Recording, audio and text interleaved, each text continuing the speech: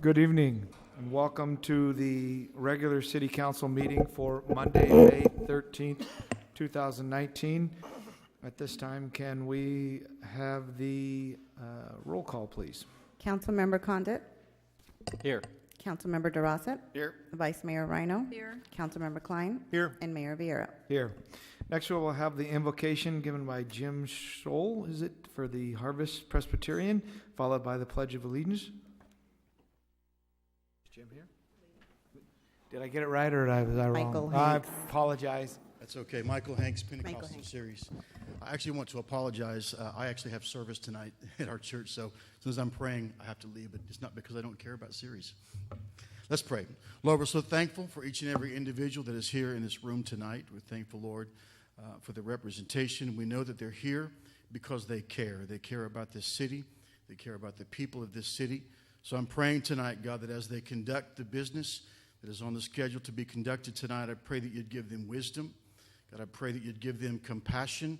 Yet at the same time, I pray that you'd give them passion to do what's right and to do what's best for this city and the great people that are here. We ask all of these things in the name of Jesus. Amen. Pledge of allegiance to the flag of the United States of America and to the republic for which it stands, one nation, under God, indivisible, with liberty and justice for all. I was reading the minutes.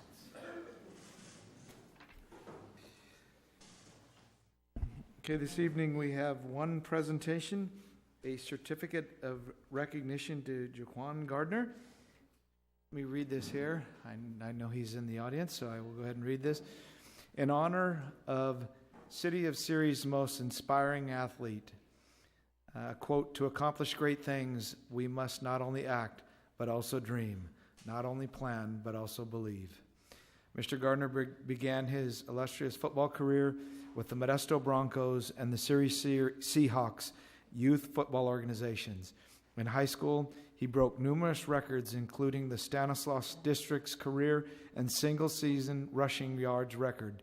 At Humboldt State, he continued to rewrite the record books and was twice named the Great Northwest Athletic Conference Player of the Year, running for 5,495 career yards and scored 72 touchdowns. Wow, 72. It was probably about every other touch, I'm assuming. So his success continued in the inaugural season of the Alliance of American Football, AAF, as a running back for the San Diego Fleet.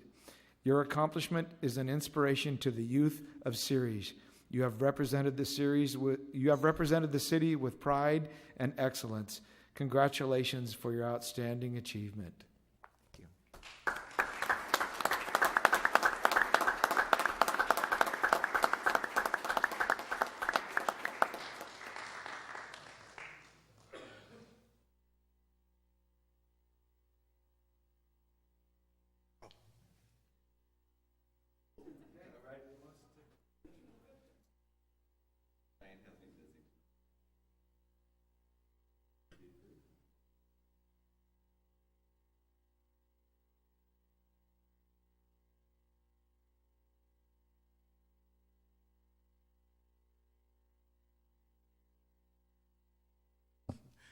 Yeah, I just like to say thank you to the city.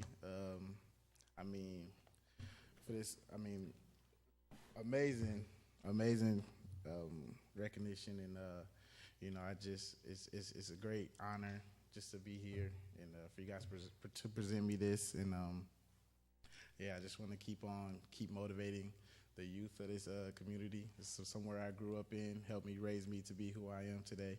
And, just continue going and just stay motivated to continue to achieve where I want to be at. Thank you. Thank you.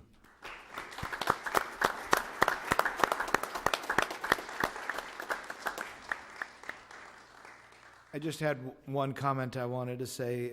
I have a relative that teaches at Central Valley High School, and while his athletic accomplishments are outstanding and something that we should be very, very proud of, I think more importantly, he's an upstanding gentleman and somebody that is very, very humble. And in this day and age, that's something that you don't find in athletes. So for all of his athletic achievements, I recognize him more for him being an outstanding person with the utmost character, and for me that resounds tremendously. So congratulations, Mr. Gardner, and I wish you the best of luck in success. Hopefully you will land on with the team in the future, or hopefully the NFL. So thank you again.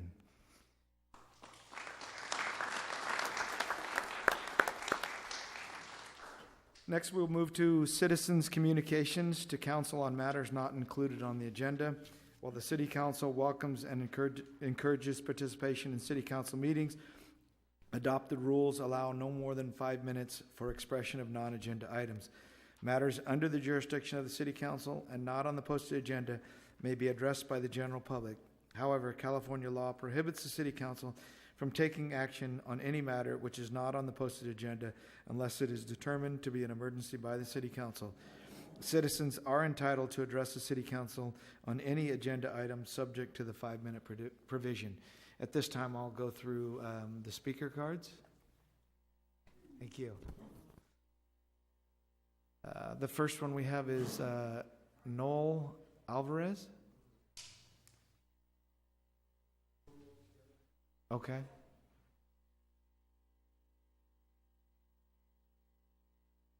First, I want to say thank you and good evening to everyone. Yeah, we're both here in regards to the Latino bar that's over at 2160 Mitchell.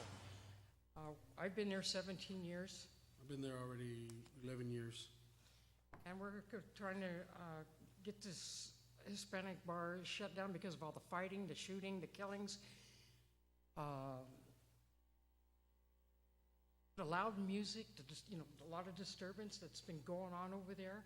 We've made several complaints with the police department, about the shooting, about the music. But yet when they come over there, okay, they shut it down. They tell them about it. They shut the doors for a few minutes, and then they open it up again with the loud music, hooping and hollering out there. So we're trying to find some way to please ask that this needs to stop, because we got kids in the neighborhood.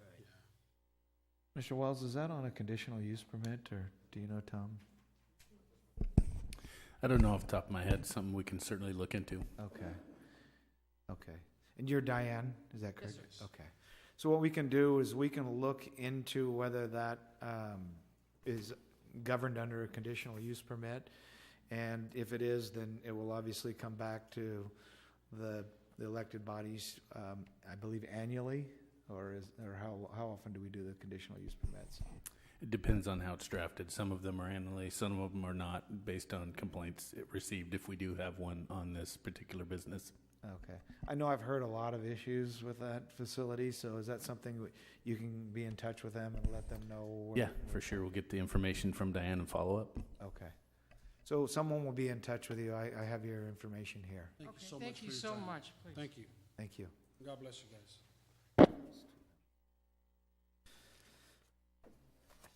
Okay, the next we have is Pam Thornberry.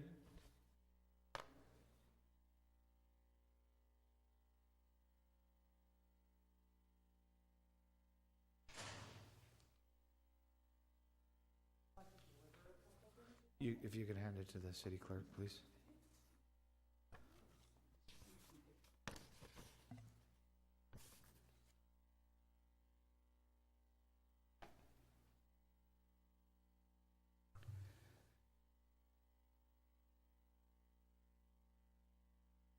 Council, supporters, family, and friends, good evening. My name is Pam Thornberry, and I am an owner of River Oaks Golf Course and Event Center. Although not on the agenda for tonight's meeting, we are here to discuss current issues involving the land adjacent to the golf course, which will soon be voted on. These issues are regarding zoning. I, along with my partners, are here today to ask you to reconsider proposed rezoning to the small strip, 2.5 acres of land just south of the driving range. At the current time, it is zoned community recreation. It should remain community recreation for the following reasons. First, you have just one area in Ceres that offers recreation, and this is year-round, the golf course and the soccer fields. A like business would be welcomed. However, rezoning to community commercial takes the only recreational valued area of Ceres and integrates it with the type of businesses associated with strip malls. These businesses are generally associated with a higher rate of crime, as heard, and tend to devalue the property. Second, the reason for the zoning change. The developer, after purchasing the land, approaches the city for rezoning. Rezoning is considered because the city wants to make improvements to Hatch Road. Improvement takes money. Development equals funds for the city to work with. Deal ready to move forward. Justified with the general plan. Very little forethought by the city or the developer that the land backs up to a golf course driving range. Were impact studies done? Were liability issues addressed prior to considering the rezone? Did you really just expect us to take the liability and go along with your program? And finally, look at the area you're targeting. In a strip mall consistent with the rest of the recreational land, make the zoning fit the land, not your road improvement plans. Rezoning this area is a huge mistake and will be compounded by a strip mall. Take a look at Mr. Singh's other developments. I put pictures up there. This is not what we want at the entrance to a golf course or upscale housing development. And just because the city sees it as an opportunity. You would be lowering the value of our land, the land of the others, by allowing this rezone, and are creating an increased potential for crime. Please don't consider this rezone without considering the impact it has on the surrounding homes, businesses, and families. There is a law regarding assumption of risk. I put it in the packet. I don't want to read it, but essentially it says, you build around a golf course, you accept the assumption of risk for errant balls. The plan change in zoning challenges the assumption of risk and puts innocent bystanders, those without knowledge of the golf course being nearby, at risk. The current plans for this development and parking are at the end of our driving range, right in the line of fire. Every golfer that uses our driving range is out there to improve their drive. They hit the balls as hard and as far as they can, many times over the net. Thus, the problem with errant balls. We pick up balls every week in that lot, the lot currently being discussed. Many times we find these balls next to Houch Road. We have a net, we have tall trees, and still these balls become errant. What is to stop these balls from hitting a person, a car, or a building? Mr. Singh, the developer, refuses the liability for errant balls on this land. The city refuses liability of the land that they find suitable for a rezone, and the golf course is not willing to accept responsibility for things that it cannot control and that are occurring off of its property. We cannot afford the insurance and will not be forced to accept liability since the golf course driving range was extremely visible to the developer and the city prior to purchase and considered development. Refuse to be part of a bad decision and will not be responsible for every ding in a car, every broken windshield, or injury caused to a person, building, etc. We will lose our insurance, a replacement policy will not be obtainable, and we do not have the deep pockets it would require to pay for attorney fees or claims, thus a forced closure of the golf course and a redirection of our energy. If this development is still being considered, and it will be on the record that these liability issues have been addressed with the city and the developer prior to rezoning, and that the city went forward despite legitimate objection. If such liability were to result, I'm not sure how the courts would address it, but do believe our objection to the rezoning would weigh heavily in their decision, potentially holding the city liable. In the meantime, if you consider this rezone and subsequent development, we demand the same opportunity as the developer. We want immediate rezoning of the golf course so as we have the choice to pursue less liable endeavors. Prior to making a decision about this rezoning, I have you finish up your comments. We've hit the 5 minutes. I'm at the end. Prior to making a decision about the rezoning, please consider all facets of this rezone and not just the money for city-driven improvements. Your move. Okay. Next we have Ken Thornberry? Just going to get up here and you guys know some stuff and I know some stuff, but Pam made me write some stuff. Oh, hi, I'm Ken Thornberry, co-owner of River Oaks Golf Course. You know, this is not going to be a battle, it's an exchange of information. She made me write it, so I got to read it. You know, I want just some information that all of you may not know, but I've told a few of you. I do have a lawyer, but that lawyer is the same lawyer that did the conflict between River Oaks and soccer field development. They should help us through this quicker and cheaper. I'm not asking anyone else to pay for it, you know, unless somebody calls out stupid. The Thornberry Halls City and the City of Ceres and a lot of other people have did a lot to save this little golf course. Totally recognized. You have my commitment to make it grand.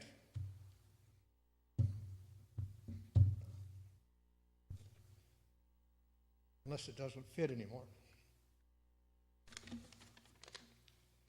You've all by now received a copy, I'm sure, of the letter from our lawyer. And the road issue is only a small part, as you realized with Pam. And I will have the CCNRs real soon, and I'll make sure I get copies of all of those to you for a wise decision.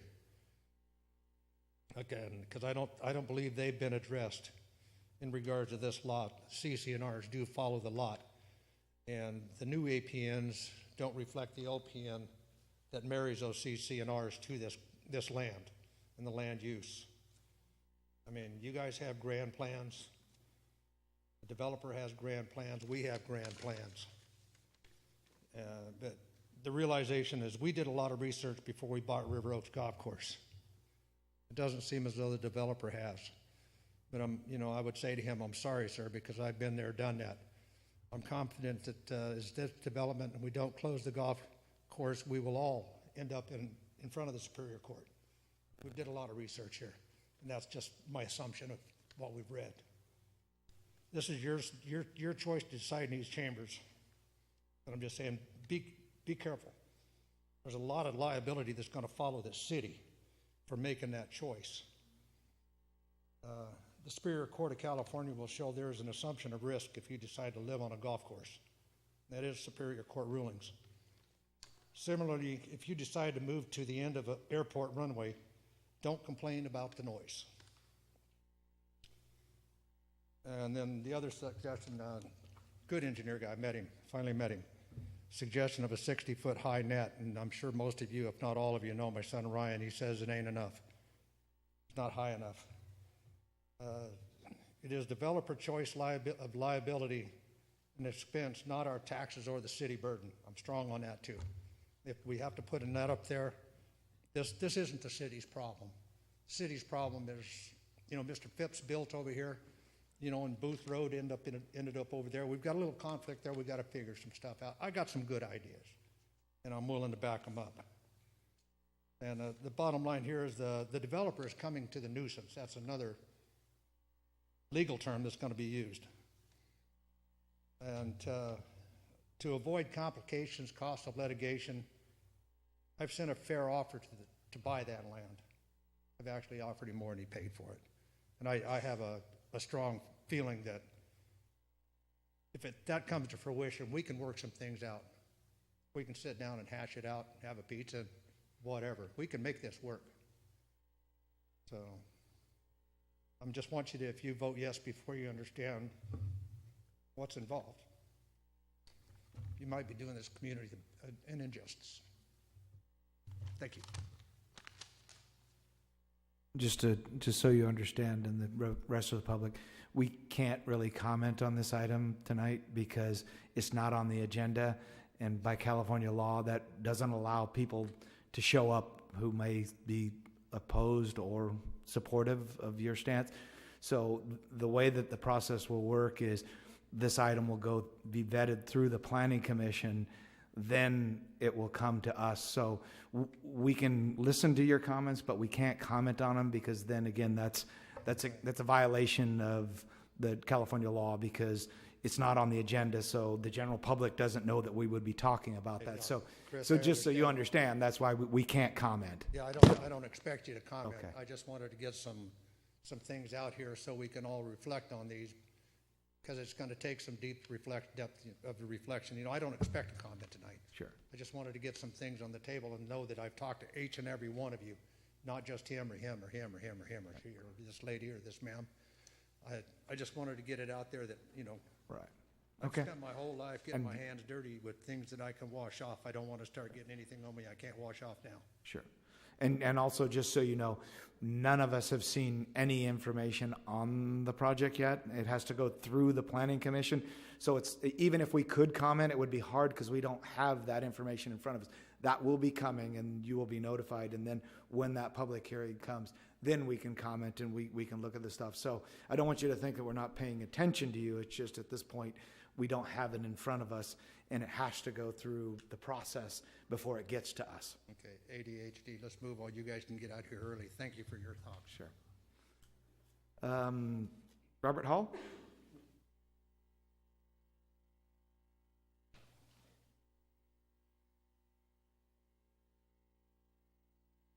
Robert Hall, co-owner of River Oaks Golf Course. My point is not that of legality, it's of aesthetics. Ken and I met with Mr. Max Garcia last Friday. He showed us plans, the proposed plans from the developer. They were attractive, looked like nice buildings, looked good. So I got to thinking, what's it gonna look like 5, 10 years down the road? So I went to the developer's other development. I believe it's on Central Avenue, as I was told. I have some pictures, may I?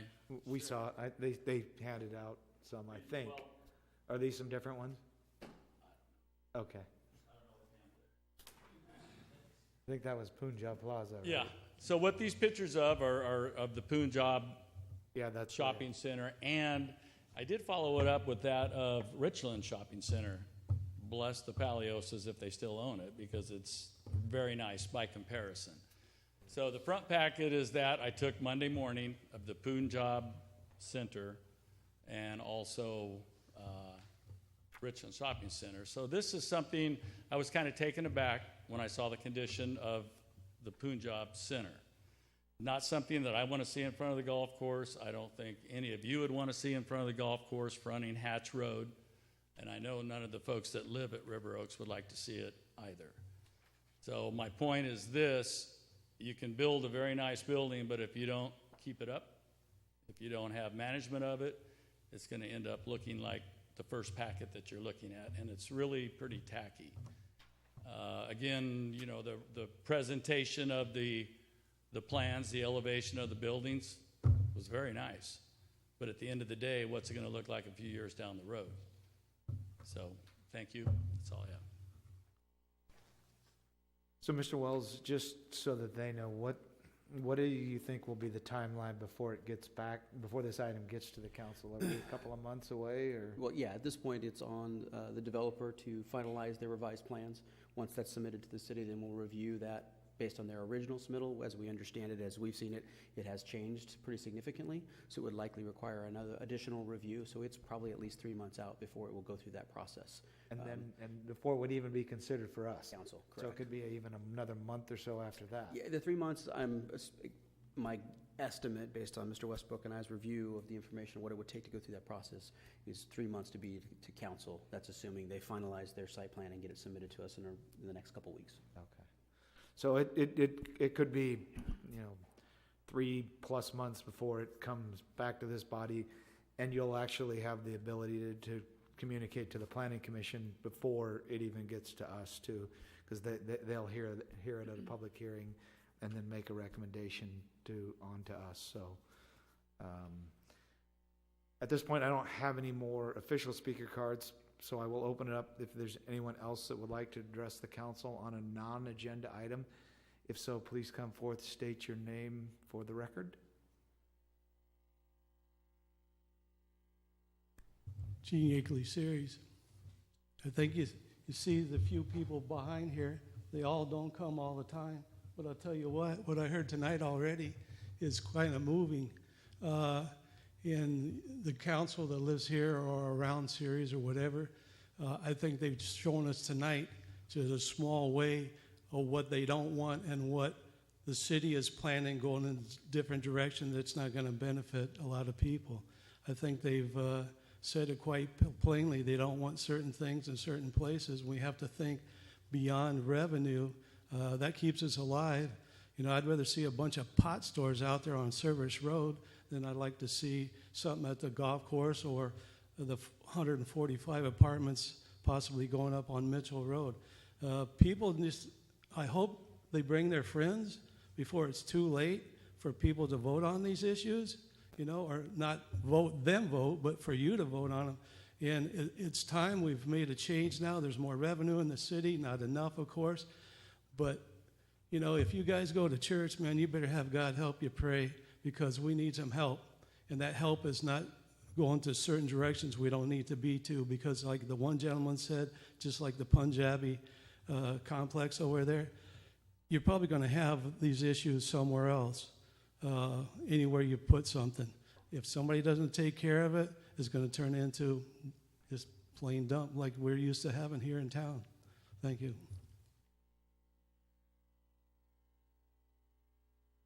Good evening. My name is Sheila Brandt. I wasn't here at the last city council meeting. We were out of town, but I watched it on YouTube, and I have to say I was quite surprised that the beautification committee was shot down. I don't understand the reason for that. I know you can't really answer me tonight because it's not on the agenda, and I know it's already been voted on, but I don't understand why we would not want to beautify our city. It's obvious what we have been doing doesn't work, because if you drive around town, you will see there is a lot of blight in our area. So I would think you would want to try something to see, okay, this works or it doesn't work, and then go another route. But just to knock it down and say we won't have a committee, we won't do a beautification, we won't do a parks beautification, a city beautification, I don't understand that. I don't understand why we wouldn't want to do that. And I have to say I am so disappointed with the council members and the mayor who voted against it. Thank you. Is there anyone else that would like to address the council on a non-agenda item? Okay. With that, we will move on to appointments to boards and commissions. We have none. Conflict of interest declaration. Is there anyone on the council that would like to declare a conflict of interest on any of the consent calendar items or public hearing item? Okay. Hearing none, we'll move to the consent calendar. All matters listed on the consent calendar are considered routine in nature and will be enacted by a single motion unless otherwise requested by an individual council member or the public for special consideration. Otherwise, recommendation of staff will be accepted and acted upon by roll call vote. At this time, is there anyone on the council that would like to have a consent calendar item pulled for further discussion? Number 9. 6, 7, and 8. Number 11.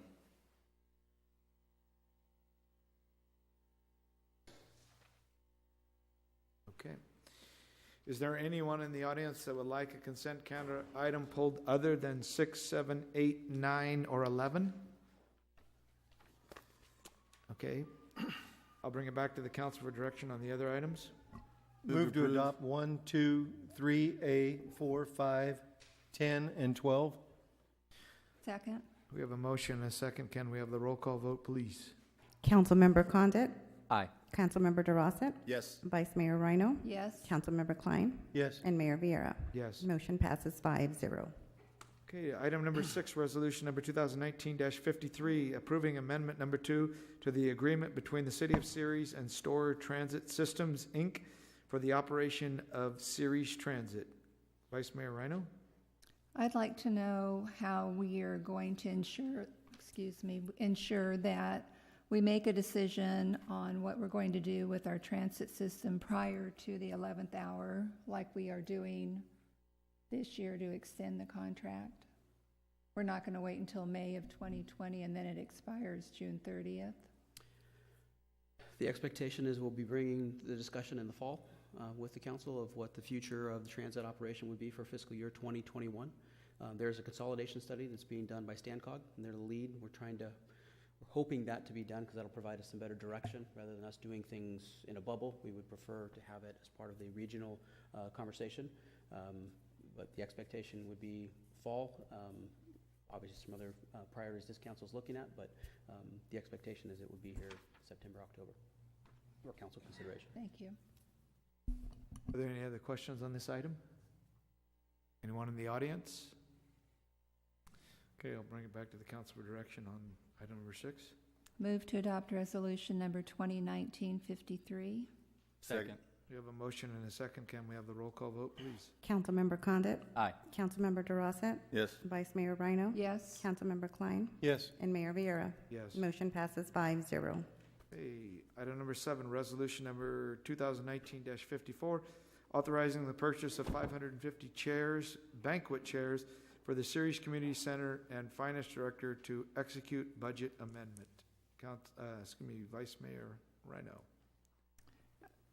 Mr. Wells, haven't we been discussing about having a discussion on what we're going to do with the community center because it's so much in the red? Haven't we, as a council, said that we need to decide what we're going to do with it? That has been discussed over the last several years, that conversation, and that is an ongoing conversation. Mr. Lohr has been working on some items for both revenue and expenditures, and we do expect to bring that to the council here in the very near future. So that would make me pause and say, why would we spend $41,000 when we don't know what the future of our community center is? This fiscal year, our negative is $1,635,624, and next fiscal year, it's projected to be $1,748,905. And that's cumulative over 10 years. The cumulative okay, but balance, it correct. still is the negative. Correct.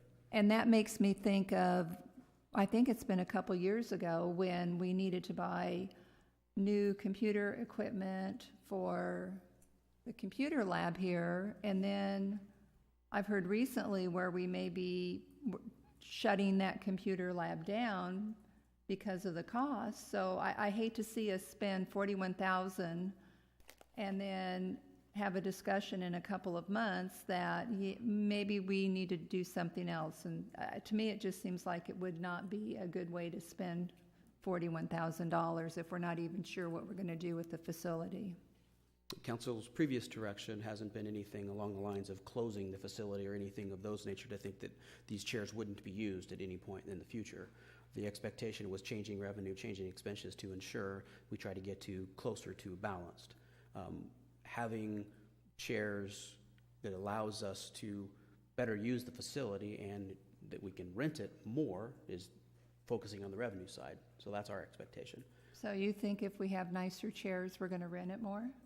Coupled with what Mr. Lohr is working on, those activities, having nicer chairs doesn't hurt. And they are 10 years old, and they are at that point of need for replacement. Again, previous council direction has not pointed us in that direction, that there was going to be a significant change in the operation of this center. But if that has changed, then we're open to revisit that conversation. And one of the policy alternatives in the staff report is that we could request staff to place the funds in the fiscal year 2019-20 budget and not necessarily spend that money until we've had the discussion on what we're going to do. That's a possibility. Of course. No. Are there any other questions of the council? I don't see us closing this thing down at all. I mean, that's something that I know we've had discussions in regards to the cost factor of what it costs day-to-day operations, but I drive by here, this place is completely packed almost every single day except on Sundays. And I know we have a possibility of a new tenant coming in on Sundays that's also going to help fuel our pockets with money. Hopefully that comes to fruition. So, again, this is something that if we don't have the chairs and if we wait until July, what would be the time frame then to get the chairs if we waited that long? 8 weeks. Yeah, 8 weeks for delivery. The expectation for the agreement that we're working on for that potential user, we're hoping to bring to council for consideration the first meeting in July. And the summertime is usually the hottest and heaviest as far as rentals are concerned? Summertime? Summertime. Weddings, it's year-round now. We're seeing even Wednesday, Thursday nights booked here. So our rentals are up. And I think we have a good plan, and hopefully in a couple years too, to address some of the expenses with revenue. A lot of opportunity I see with especially this agreement we're going to bring to you guys end of June, early July. I'm going to give us an opportunity to do more here, part of that agreement. Okay, is there any other questions? At this time, I'll open up the audience. Is there anyone that would like to comment on this item?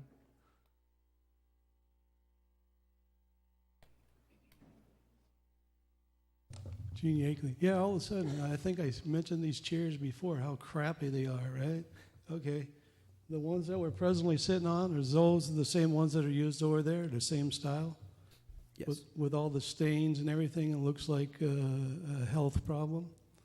These new chairs, what about the old ones? Can they be surplus and sold? And if they are, what kind of money would bring? Yes, they are expected to be surplus approximately probably $2 a chair or so. 500. How many chairs do we have now? 500-ish, 500 plus. There's some of them that may not be able to be surplus. Just a small dent.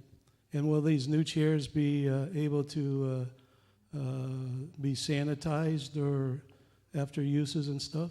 Yes, we've chosen a different fabric than these particular fabrics. So But they'll be fabric chairs? Correct. Hopefully stain-proof? Stain-proof vinyl is what they're... Yeah.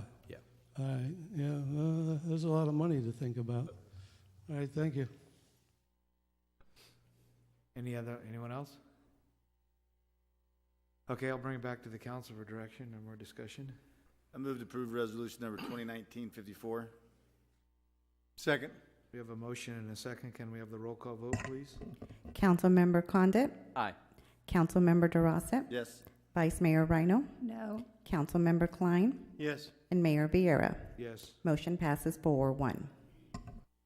Okay, item number 8, resolution number 2019-55, authorizing application for and receipt of SB2 planning grant program funds through the State Department of Housing and Community Development. Vice Mayor Rhino? If we're successful in receiving this grant, who would administer the grant? Mr. Westbrook. And how often have we sat up here and been told how overworked he is, as well as all the city staff, but he has enough time to administer that? Yes? Yes. This is kind of an exciting opportunity. Typically, the state of California doesn't offer money to jurisdictions without some strings attached. This seems to be a circumstance where there's not strings attached, and I think that the exciting ability of this this grant process is to potentially help us with some of our PFF as it relates to multifamily. But the bigger thing, which is always a general fund effort, is the housing element update, which we'll be required to do by the year 2023. The timing of this grant would kind of be ending just preceding 2023. And so that's why we'd like to apply for this, so we can earmark some funds for the next housing element update. And if the state does throw in some strings and we are successful, we can always deny it at that point, You're correct. Yes. No other questions? Are there any other questions of the council? And is there anyone in the audience that would like to comment on this item? Dave Pratt, Series. How much is this grant that we're shooting for, and exactly what do you plan on using it? Maximum award is $160,000 for the City of Ceres jurisdiction, according to its size. The two projects that we're looking to do that I just mentioned, a portion of the public facility fee update, that's for all the fees for new development, in addition to a housing condition survey as part of the housing element update. Those are the two projects we were earmarking. Okay. Anyone else? Okay, I'll bring it back to the council for more discussion or direction. Move to adopt resolution number 2019-55. Second. We have a motion and a second. Can we have the roll call vote, please? Councilmember Condit? Aye. Councilmember DeRosa? Yes. Vice Mayor Rhino? Yes. Councilmember Klein? Yes. And Mayor Vieira. Yes. Motion passes 5-0. Okay, item number 9, resolution number 2019-56, approving the City of Ceres Transportation Development Act claim for transit purposes for fiscal year 2019-2020. Councilmember Klein? You know, I got a problem with this in a couple of ways, but you know, I think it was a little over a year ago, StanCog fined the city of Ceres for not meeting their fare box ratio. And did that time frame of 3 years to meet your fare box ratio, did it roll over? Or are we not going to meet our fare box ratio for this fiscal year and lose transportation funds again? So you want me to answer, or Mr. Padilla? I can answer. So we got help in our fare box ratio. One, with the change to our route structure, gave us a 2-year exemption. And in addition, SB 903 provided more flexibility for StanCog to not completely protect us, but insulate us from those requirements. There's a little risk, but much less risk as a result of SB 903, but that extension will be over at the end of this current fiscal year, hence the need to come back and look at other options. Because I do know when that came before the council a little over a year ago, we eliminated some routes, and a few people showed up at the council meeting to express concern because of the impact it had to the people that use it. So my next question is, how close are we with getting with Stanislaus County or other jurisdictions to take over our transportation needs? So as we mentioned on the previous item for the store contract, StanCog is doing a consolidation study where they're looking at all of the operations of transit within the county. And we have already opened dialogue with other agencies to see whether they would be interested in multiple layers of a relationship, some type of contract or partnership, or taking over. Those negotiations have been ongoing for the past year. Mr. Kavanaugh is in the office. He would be more than happy to speak to that item, but it has been ongoing. We feel once we get direction from the council, we can move that direction pretty quickly. The goal would be to have any arrangement in place by January 1 with an effective date of July 1, 2020. With the dialogue being done, is there a potential for adding a few routes back on that we lost, or would it be just the routes we have now? Not likely based on the numbers that we're seeing based on how those routes are doing. Okay. No further questions. Anyone on the council have any questions on this item? All right. Anyone in the audience? Okay. I'll bring it back to the council for further discussion or direction. I move to adopt Resolution 2019-56. Second. We have a motion and a second. Can we have the roll call vote, please? Councilmember Condit? Aye. Councilmember DeRossett? Yes. Vice Mayor Rhino? Yes. Councilmember Klein? Yes. And Mayor Vieira? Yes. Motion passes 5-0.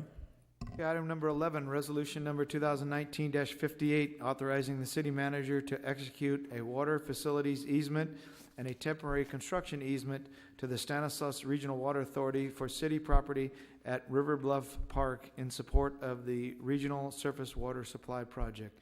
Councilmember Condit?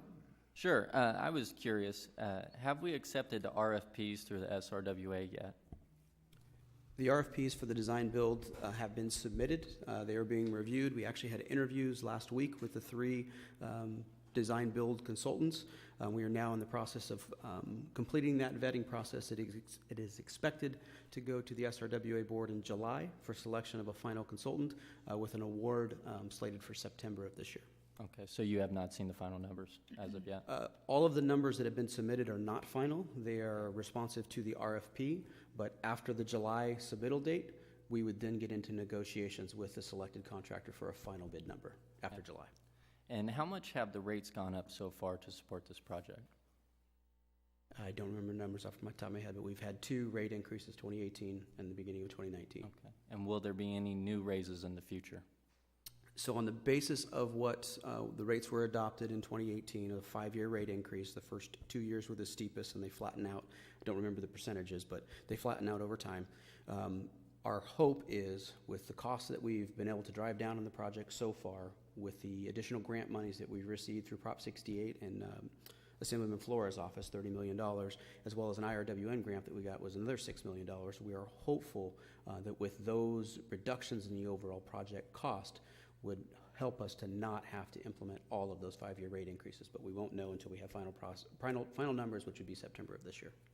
And so when is the project expected to be completed? The schedule right now has it for fall of 2022.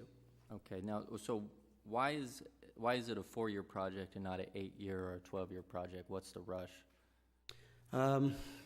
Mayor Vieira could probably speak to this better than I can, but the overall project development, obviously water is not getting any cheaper. The project's never going to be cheaper to construct. Stretching the construction time frame out doesn't save you any money. It actually, the faster you go, generally, especially with the design build a method and approach, the faster you can allow these guys to go, the more money they save in the long run. So the overall time frame is a cost-conscious effort to minimize the expenditure, because the real cost is the capital cost. And you know, a lot of those factors, when you start looking at a project that's going to take 6-7 years to build, you have to factor in cost escalation for steel and materials and filters and all of those things, and that over a 6-year period of time can get very costly. Okay, and so if we don't allow this, we can't apply for grants, is that my understanding? Correct. So the project is primarily, one of the main funding sources for the project is a state revolving fund, SRF.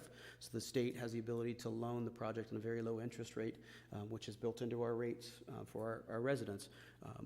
In order for us to complete the application with the state for the SRF, we have to show that we have all the land necessary to build the project, and this easement is one of the pieces that's necessary for that. And so the SRF, what state agency is that through? Is that? It's the Department of Drinking Water. Okay. Yeah. And what federal agency will we be applying through? We won't be going through a federal agency. agency. We won't be going through. Correct. Okay. Not for a loan process. There is another federal version of SRF called WIFIA, but we're not anticipating to use that at this point. And so in August, we should get the final breakdown? Is that September would be September? Correct. Okay, well, my proposal would be, why wouldn't we wait until then to vote on something like this? Well, this is just granting an easement. And the granting the easement, we have to have that land in hand before SRF will finalize our loan application. So if we don't have this land, it delays our application for the SRF funds, which delays when we get money returned for us, but ultimately costs us more. Because in September we go to award the project, we have to have the funding in place, which is what we heard at the last meeting.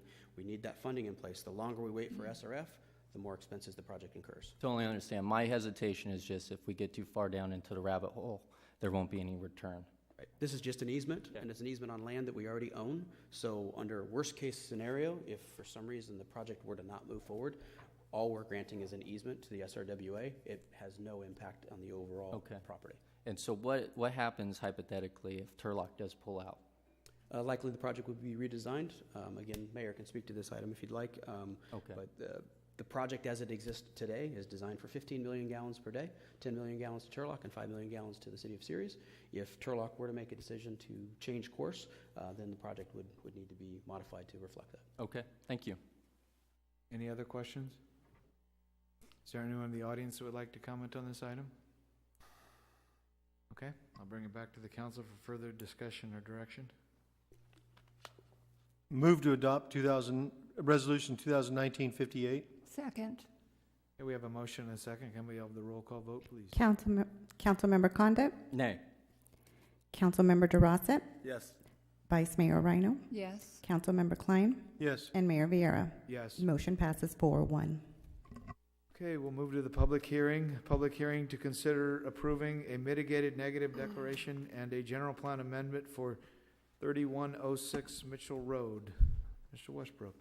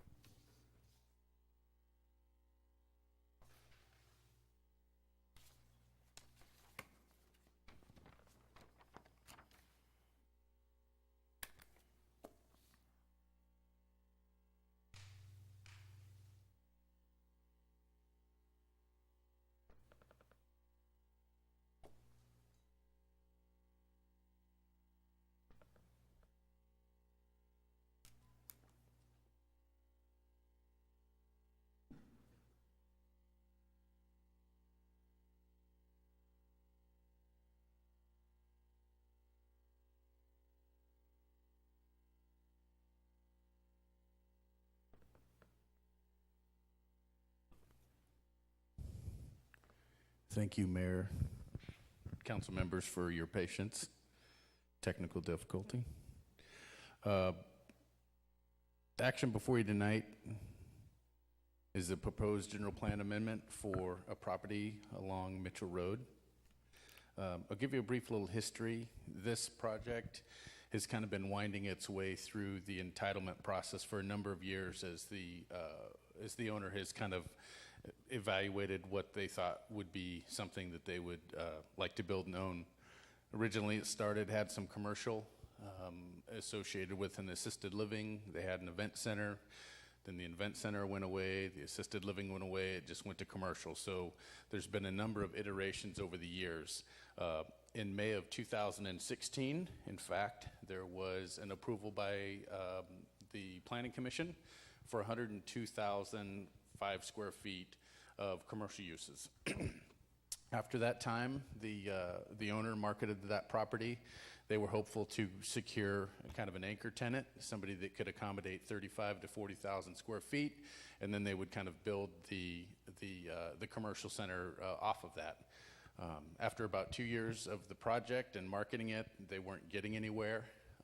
They actually had Colliers International kind of write the city a letter suggesting that the project for the trade area just wasn't going to develop as commercial at 100,000 square feet. So at that point in time, the property owner worked with their engineer architect and came up with a new concept.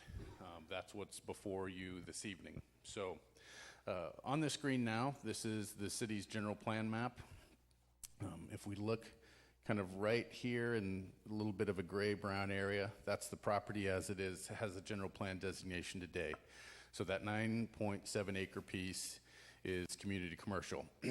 If you look kind of just north of it, there's some brown areas, that's Della Drive and Colleen, where on the east side of that driveway you have some high density residential, there's some apartment complexes there, and then to the west of Della Drive you have some more commercial uses.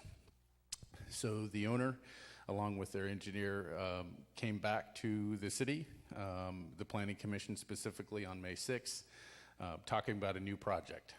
That new project, while the Mitchell Road Corridor specific plan has a MX1 designation for this property, which does allow high density residential, the underlying general plan designation, which was commercial, wouldn't allow it.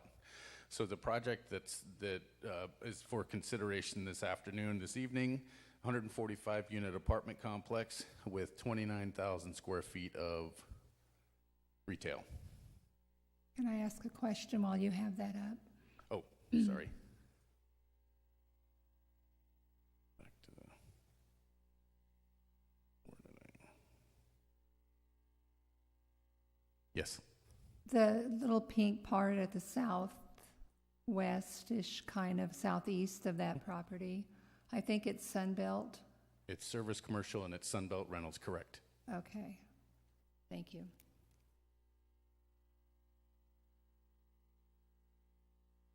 Mm-hmm.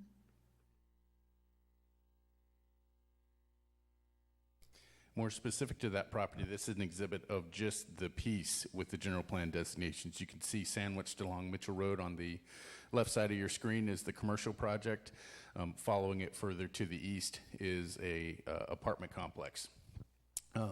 As I mentioned, the project does include 145 apartments. Unlike some of the other developments that have been seen in the past and not in the recent past, this one has no request for any type of affordability. It'll all be market rate. What does that mean? What could they get for rents there? Have no idea. 1 bedroom, 2 bedroom, 3 bedroom facilities. I did do a little checking this morning at the request of Councilman Klein. Checked into 3 apartment complexes that are large in the city. One of them had 0 vacancy and 100 units. Another one had 200 plus units and 2 vacancies, and the other one had 300 plus units and 3 vacancies. So essentially they're all full. That might demonstrate a little bit of need. I did check when I was getting that information. Generally 2 bedroom, 2 bath units were renting anywhere in series from $1,300 to $1,450 a month. So we assume that if this project moves forward and something is built here, that the rents would be at least that much, if not a little bit more. Getting to kind of the project itself, you You can see this is the landscape plan for the project with the apartment units in the back. The proposal here is for 3-story buildings. You may be asking yourself the question, do we have 3-story buildings in town? One, it's Microtel Hotel. Most of our apartment complexes are single-story or they're 2-story. The apartment complexes will be 3 stories in height. For folks that are in a 1-bedroom unit, there would be a 1-bedroom unit on the 2nd floor and the 3rd floor, so they would kind of line up. You wouldn't have a 3-bedroom unit over a 1-bedroom unit. Some of the things that are interesting about this complex, pretty significant community building. There's a pool that you can see there. Community building has a gym, yoga studio. It's kind of the centralized location for people bringing in their mail. The intent from the developer is to build the apartment complexes first and then do the commercial development after that. So all of the improvements would kind of go into the front with the apartment complex. There is access to this property. As you know, the folks that have been on the council for quite some time, Mitchell Road Corridor Specific Plan governs Mitchell Road. We like to have kind of joint access points. So you can see that there's 2 accesses, one right in the center of the property, and the one at the northern end, which acts and kind of functions as emergency vehicle access, but it'll allow the folks that live at that end of the complex to get out to Mitchell Road. Additionally, between the building on the south, the commercial building, there's 2 future stubs for commercial property to the south. Just indicating, as we like to do in commercial circumstance when we can, we like to get cross-access easements so that we can get cars through complexes, through parking lot areas without having to impact Mitchell Road.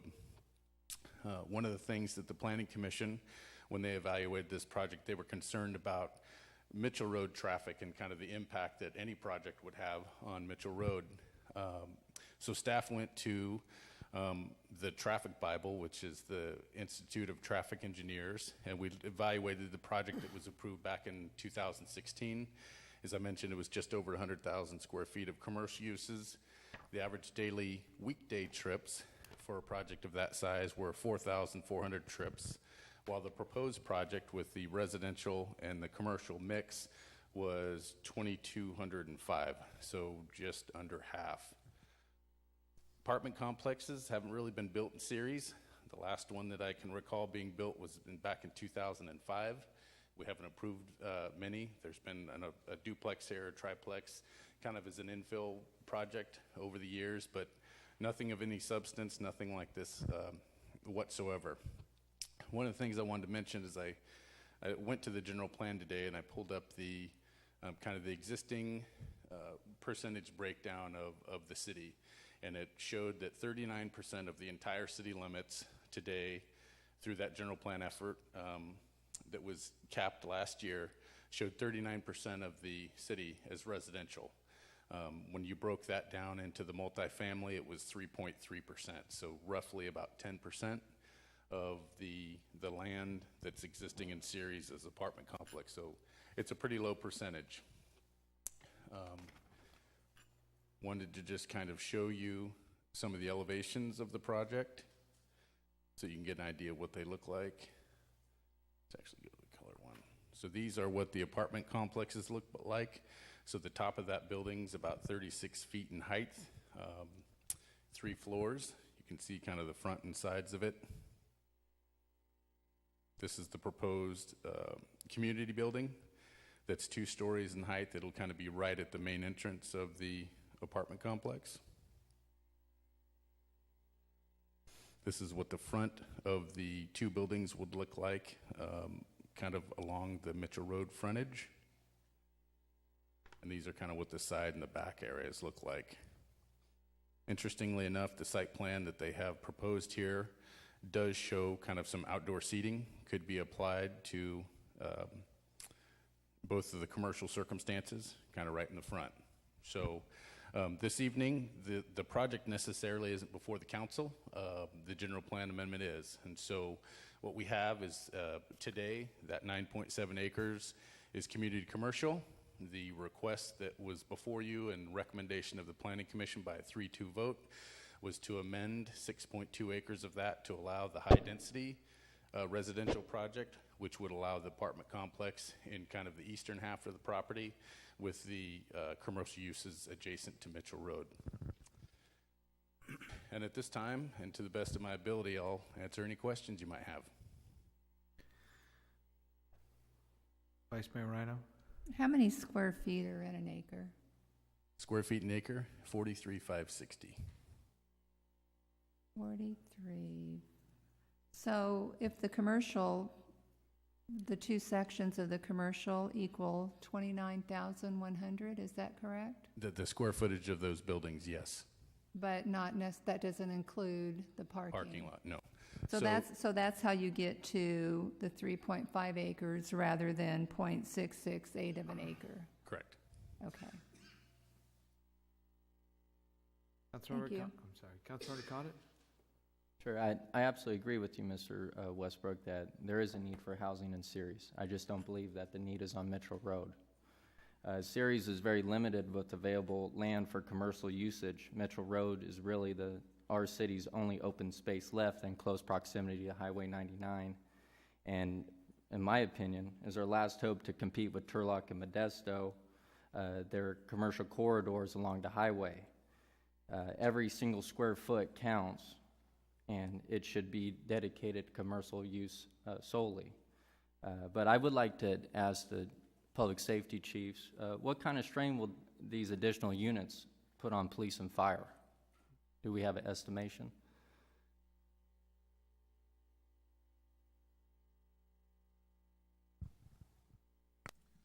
It's going to depend on how they're managed. Comes down to management of the individual sites. If it's properly managed, it shouldn't impact us any more than everyday calls. Okay.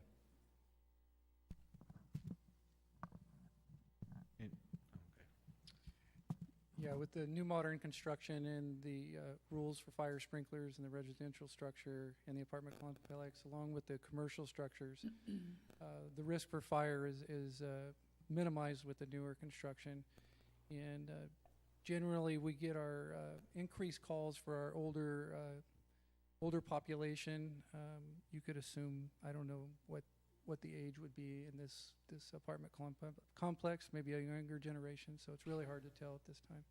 Okay. Well, Chief Collins, you made a good point. It is about management.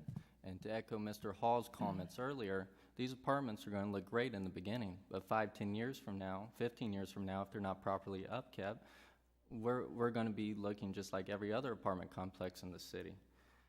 But Mr. Westbrook, so is there an estimation of how many occupants will be living in these apartments? It's hard to say. 1 bedroom, 1 bath. Young married couple might say we only need a 1 bedroom, 1 bath. If you had 2 kids, you might say a 3 bedroom, 2 bath is better for us. It's hard to say. I would probably say if your unit count is 145, you could probably comfortably assume 300 residents. Okay. And I don't think I heard the comments earlier, but what was the parking space count for the apartment complex? Was that answered for Ms. Rhino? I don't know if it was asked, and I mentioned it Okay. here, and I forgot, but they're over parked. They exceed our parking requirements for the apartment complex by 26 spaces, and the commercial section exceeds our parking requirements by 16. So they exceed the minimum requirements. Okay. And so in the staff report, it claims that there was trouble getting tenants to buy into the future project. What happens if that continues, if there is trouble in getting tenants for this concept? Could this be considered to be fully residential in the future? I don't think that there's a desire there that having the residential on Mitchell Road is probably not desirous. If it was an assisted living facility, something that was maybe a living facility but more commercial in nature, that might be palatable. But you're correct. Commercial land is a premium on all components of the city. Evidence of that is our Service and Mitchell projects. We have about 60 acres of commercial land there that's ripe for development. When Service and Mitchell interchange comes in, there's another 100 acres on the other side of the freeway and another 150 below that was changed in the last general plan update. So I think we're well positioned with commercial properties. I could not envision a circumstance where if this project was built in the back, that it would ultimately be all residential in the front. I think that there would be some commercial component. The benefit for anybody living here is potentially being able to go out their front door, eat at a restaurant, or get some services, and walk right back to their apartment complex. But it is possible. Not without a plan. It would come back to us, and we would pretty much correct. do the same thing. It would be a commission and a council decision at that time. Okay. So are there any tenants now that are being considered? Not that I'm aware of. Okay. The project proponent may have that information. Okay, and my final question, so what were some of the challenges with the original concept? I think it was just trying to find a mix that worked. I think originally they liked the assisted living concept. For some reason, they moved away from that. I think that there may be some financing associated with that. The event center was kind of an interesting concept, but as anybody that lives in Ceres knows that we have some pretty cool venues already. You know, one that we're standing in, the Whitmore Mansion, Tuolumne River Lodge, River Oaks Golf Course, some other locations. And so having an event center, we were just kind of questioning the applicant as like, well, what type of market research have you done to show that there's a demand for that? And we just weren't finding that. We weren't getting that information. Well, and to Councilwoman Rhino's comments earlier, and this is just hypothetical, but what if something did happen to the community center? Would a banquet hall not be in need, especially a privately run banquet hall? If something did happen to the community center? Yeah. Possibly. Okay. Possibly. All right. Well, like I said, to your original point, there's definitely a need for housing in Ceres. I just don't believe that it should be on Mitchell Road. Thank you.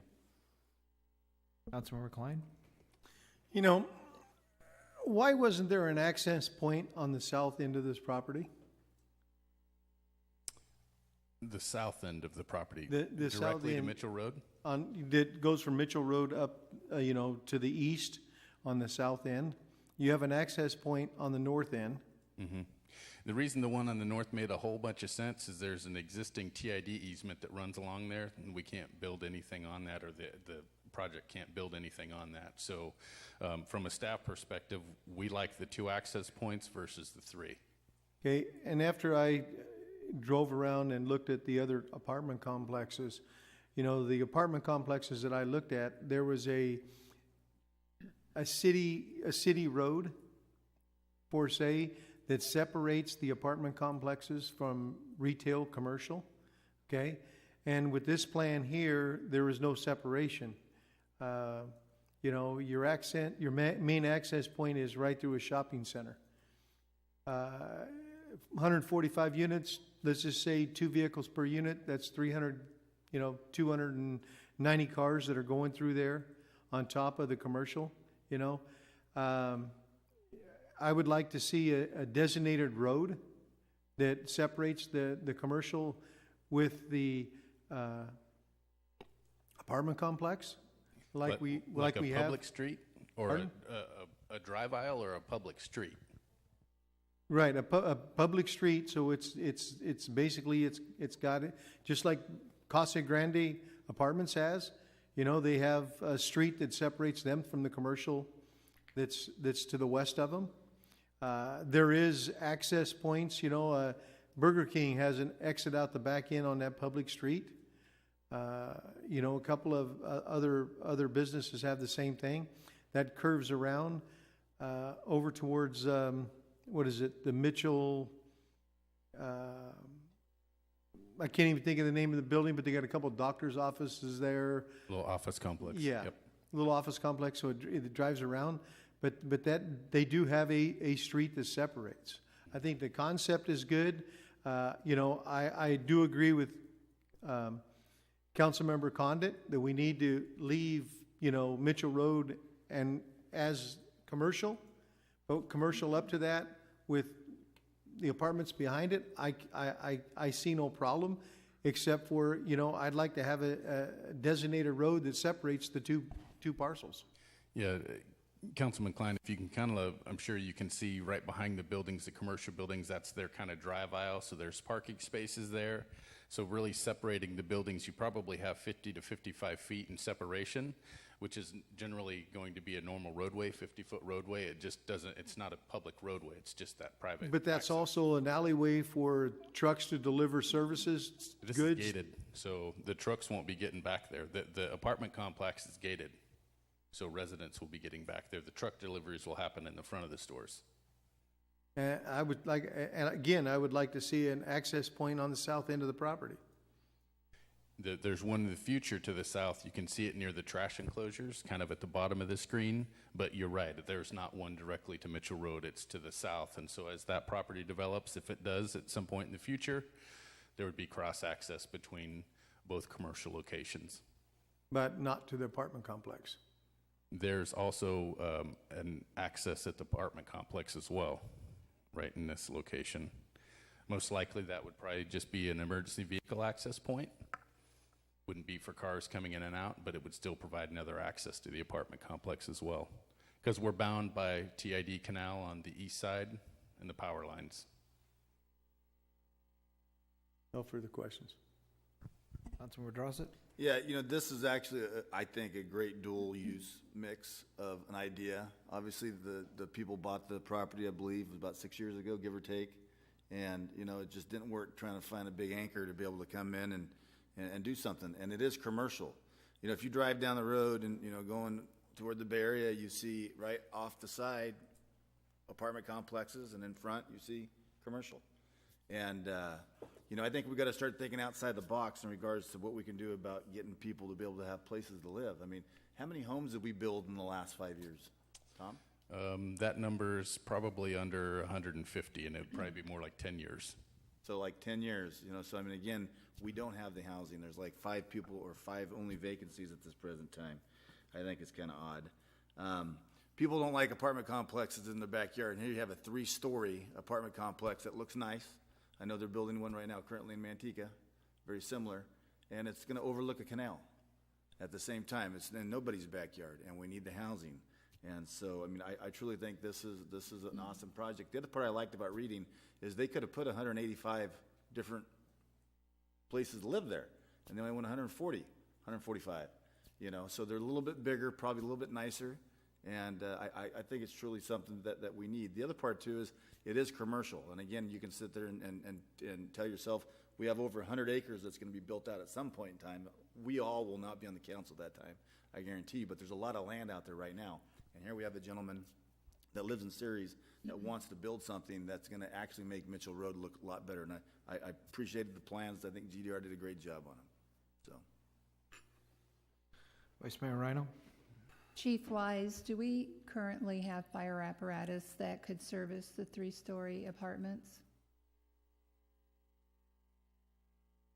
Yes, we do. We have a ladder truck at Station 18.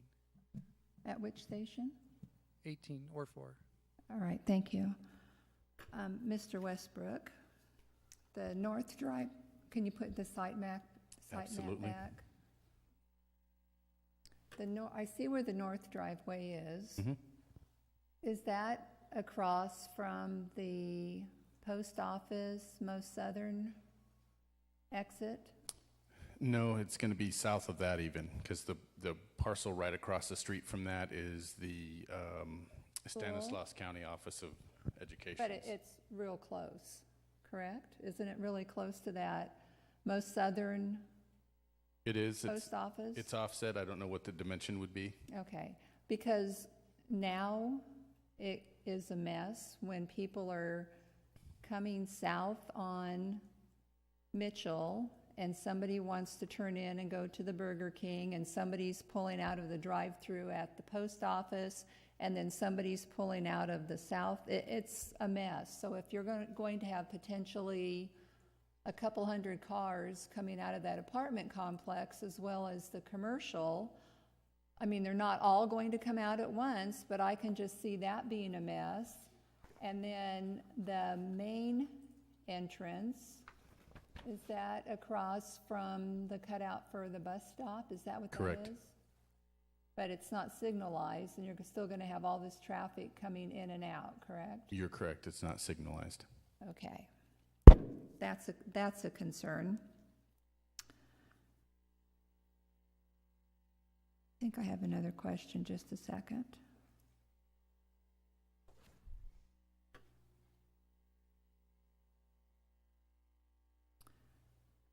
And the southern portion, the southern corner of this proposed project abuts Sunbelt Rental.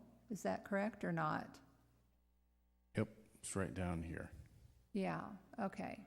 So that's Sunbelt, and I would foresee that there's going to be an issue with the residents in the apartments having noise issue with what Sunbelt is doing. I could see that happening. I mean, that rental place can get pretty loud, and now you're going to be moving in a lot of people in apartments, and I can just see we're going to have noise issues with that. Was that addressed in any documentation? No. No. Even though Sunbelt is there existing, just like the golf course is existing, and we're going to bring in some other development. And I would kind of go along with Councilmember Condit about, you know, it's a beautiful, it looks beautiful, the apartment complex, but I don't understand why we're going to give away a prime commercial area on a major thoroughfare and make so much of that an apartment complex, because how much money do we generate from apartment complexes versus commercial? And I know the argument would be that you aren't necessarily going to have somebody build on the commercial portion right away, so you're losing potential money, but at the same time, if you've put those apartments in, you've basically given up all your future chance for any additional money that could come into the city from commercial development. Yeah, we would hope that in addition to the increase in property tax that would ultimately be realized, is that the people that were living in this facility would shop either next door at another store in our community. That being the case, then we would at least get some sales tax generation for wherever they buy their goods and services. Thank you. Any other questions? No? Okay, I had a few questions I wanted to ask. First let's see, he's gone.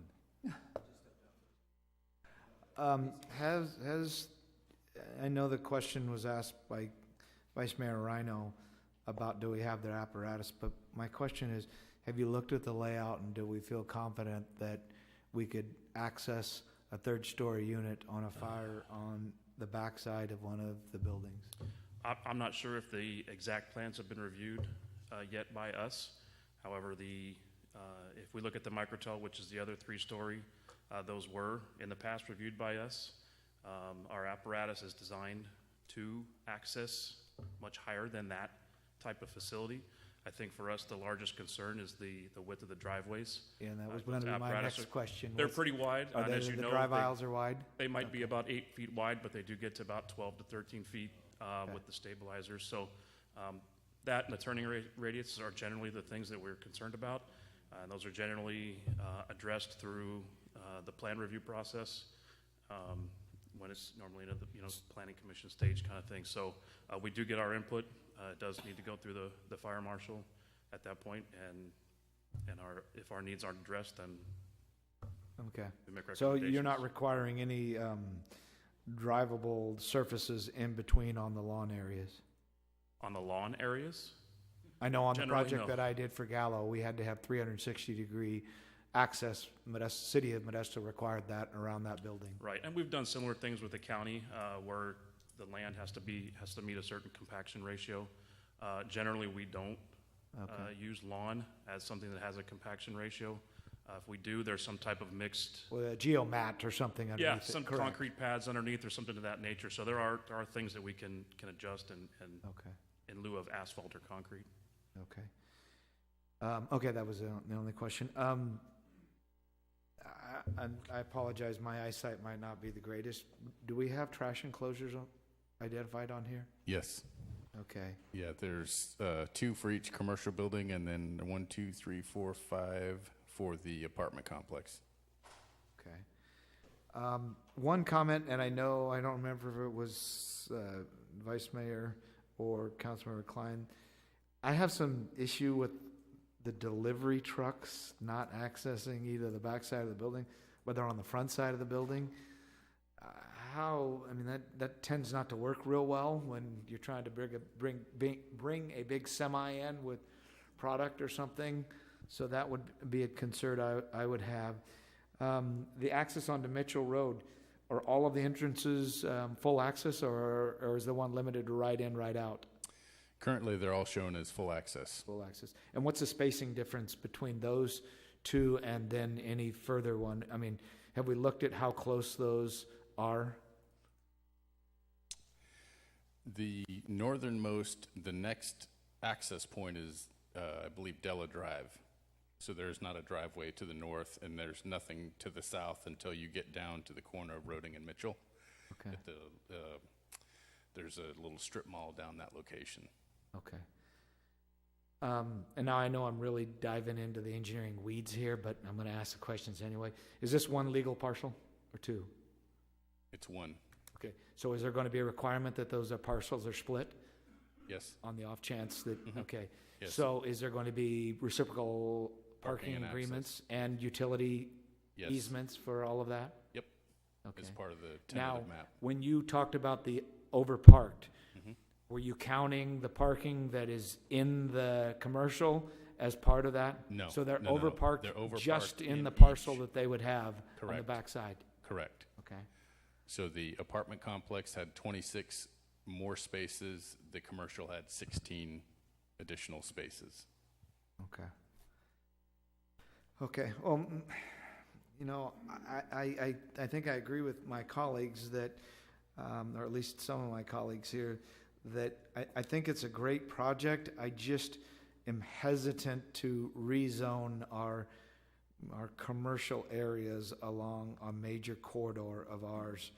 And again, nothing against providing apartment complexes, but I'm not sure this is the right location for it. At least that's just my opinion. From a staff perspective, it's just a little bit tough when we talk about land that's available for commercial and or maybe something of a use of this type. It's generally on a street that we want to see commercial. And so if it's not at this location, maybe there's some other locations around town. The project proponent said, hey, I think I found a project that would work and fit in community well, and so that's why we're here today. I know that the project applicant representing him is here. We probably want to give them an opportunity to address the council. Sure. And just the last comment I'll make before I address Vice Mayor Rhino, and then I'll open it up to the applicant and the public, is it's just kind of ironic. We always talk about wanting larger parcels for commercial, and here's one, and I'm hearing that we can't find anybody that'll take it. So, it's a difficult challenge. And I think that, the number of circumstances from May of 16 to today changed. So in May of 2016, city was in a lawsuit on Walmart. That resolved itself in December of 16. And as we move forward, those in the commercial industry kind of understand what Walmart will drive in terms of other businesses. And so perhaps they were just struggling to find somebody that said, hey, I'd rather go down to the intersection at Service and Mitchell because I know that Walmart's going to be there. I don't necessarily want to be another mile up the road. In addition to that, Service Mitchell interchange, which is going to provide some better access to 99 and Service Road. And so I think it was a combination of factors. They got that project approved, then circumstance changed that they didn't have any control over, and their project changed as a result of that. Okay. Vice Mayor Rhino? Back to the mayor's question of the nearest northern intersection, and you said that was Della Drive? Is that what you said? Della Drive is yes. Okay. But isn't Della Drive north of the most southern exit out of the post office? Out of their parking lot, which is, yes. I think you were correct. Okay. Well, you're thinking more of an intersection, but what I'm picturing is, again, the issue with the people coming out of that driveway and then you have the people coming out of the mail drop-off, and then now you're going to add all of these people. And don't forget Burger King, which I know you think is more northern and shouldn't be an issue, but people use that center lane as I'm going to get in it, and I'm going to go as far as I can, and it gets pretty ugly on Mitchell. Yeah, this project probably has to function with a full access in the middle, but the one on the northern end could probably be simply a right in, right out. And actually, sorry to interrupt, that is it says right out only in the conditions, so the only full access will be the primary access in the center, and there's no conflicting turning movements across the street from that access point. So that would address, Right in, right out. yes, that would address Councilmember Rhino's concern. No, it doesn't though, because you need to be on Mitchell Road when people are exiting. When they're exiting the post office, believe me, I've been out there too often, it's ugly. If you're exiting the post office, you're going to make a left or a right, and neither of those movements would conflict with that. Okay, well, you're being very positive, but I've been out on Mitchell Road, and I'm just saying And how people drive. We could, I mean, on a project recently, we put some flexibility where we could either put some kind of a curb there to force that, or potentially ask the developer to put a median there to restrict the turning movements to right in, right out. So there's things we can do, when we get to the construction plans to kind of enforce that right in, right out turning movement. Thank you, Mr. Padilla. My other question is regarding the fire apparatus. I'm trying to remember how the big apartment complex, is it Pheasant Run? Pine Ridge. Pine Apartments. Ridge, Yeah, Pine Ridge. Do they have a separate ingress, egress for the fire department that only they can go in? Because what happens if they do to one of the apartment Nadine? Complexes? I think they have an access to Okay. Nadine that's emergency vehicle access. So what happens if you do have a fire at one of those back units and you have, I know you're not going to have 200 people all exiting the apartment at the same time, but if they start seeing smoke, they could, and then you only have these two driveway in and out, and you're going to try to get your fire rig in there, I could see that as being a potential issue too. Those driveways would be 20-foot wide minimum, so you can have a car, And a off fire to the truck? side, and the fire truck can go right by there. Thank you. Those are my only questions. Councilmember Drossett? Yeah, just a couple thoughts, kind of hearing how this thing's going. I think we have I tried counting 10 fast food restaurants on Mitchell currently. We have 4 car washes on Mitchell. We have 3 bars. We have 5 car lots. And here we have an opportunity to infill something that's been vacant forever, right? There's just a house sitting there. And I would just hate to see us lose out on an opportunity to have a very nice development, as you could see what it looked like. Not just the apartments, which we need the housing, but just the development itself, compared to the stuff that we have currently on Mitchell Road. Anyways, I just wanted to end with that. So we give up the possibility that we could have something commercially nice go on Mitchell Road because now we've given it away for apartments? And we have the apartments that are in the back. We still have commercial in the front. Yes. Yes, and there's a lot of acres, over 100, that will be developed in that area. And I think this is just a great opportunity to grab. So, I'm just one. Do you guys mind if we can carry this discussion? I want to open it up to the Sure. public and let them speak at this time. So at this time, I don't know if the applicant or the public would like to speak, but I'll open the public hearing for this item.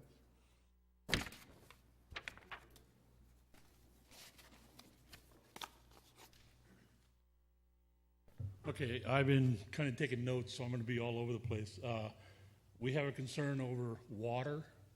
How much water is the apartments are going to use as opposed to a commercial place? Of course, depends on what it is. Traffic as far as the left-hand turns, I agree with Councilwoman Linda and Mr. Padilla. It's going to be a nightmare. I mean, I have seen many times people that shouldn't have driver's license coming out of the wrong driveway at the post office. Quite a few times they come out the end or, whatever, I mean, I understand that can be dealt with. I would also have a concern, that would be traffic. I would have a concern about pedestrians coming out of the apartment complex, running across Mitchell to mail a letter, running across Mitchell to go to Bank of America, running across Mitchell to go to Safe Mart, whatever, and I understand that's jaywalking and it's illegal. However, they can't sit out there and, ticket everybody. I think it'd be a real bummer to change it from commercial to residential. I think we should leave it as commercial. And if we do change it, is this going to set a precedence for on down the road?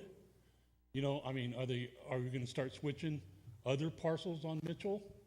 I agree that we don't have a whole heck of a lot of commercial right there on Mitchell. And it's going to be like, we're going to have competition with Turlock.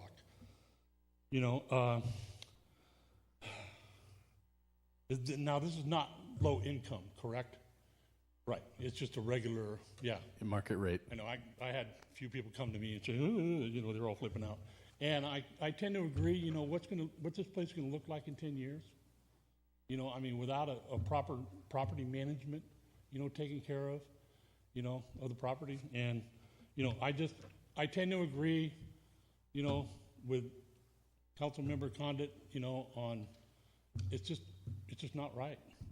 I don't think that we should start changing things that are on Mitchell, so, and then there's the Sun Belt thing, the noise that's going to be made there. I go back to where Eastgate, years ago when Eastgate first got put in there, and the residents moved in, they bought their houses, and then they started complaining about the trucking company that was over on Faith Home, because the trucking company was starting their trucks. Well, who's there first? How is this going to work? I really feel that if you start switching, now from commercial to resident, it's going to come up and bite us. So that's it.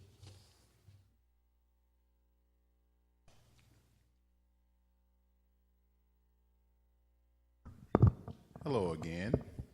Truck driver here, trucking company owner. This really doesn't look too well thought out because I'm already getting at you guys about parking. We have no parking.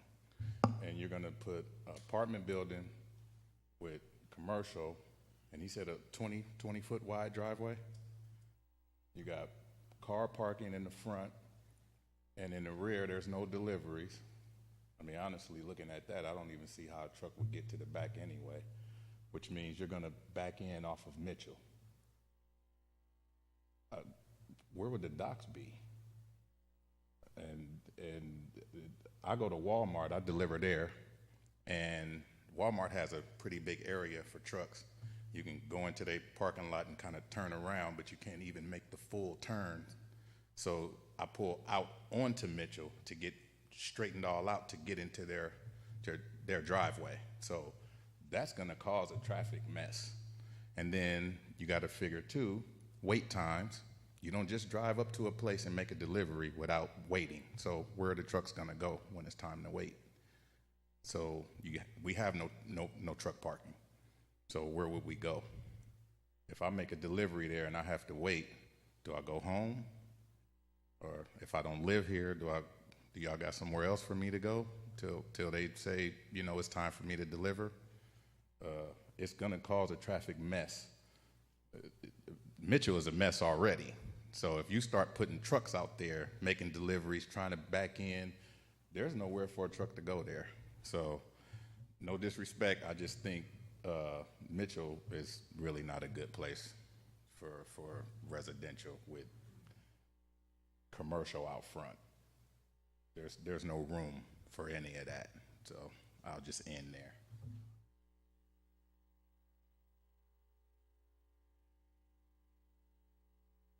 Good evening. Patricia Cousins in opposition to this proposal. I'm very impressed with the Councilman Condon's presentation, talking about, yes, a big need we have for more apartments, but Mitchell is not, as this plan proposes, the place for that.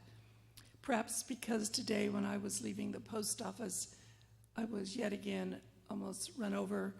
I was going to turn right onto Mitchell, heading for Roding, where I live and work. There was a utility truck in the left lane, appeared to be going to turn left, but no, without benefit of signal, it just turned right, cutting me off, about cutting me up. That's typical.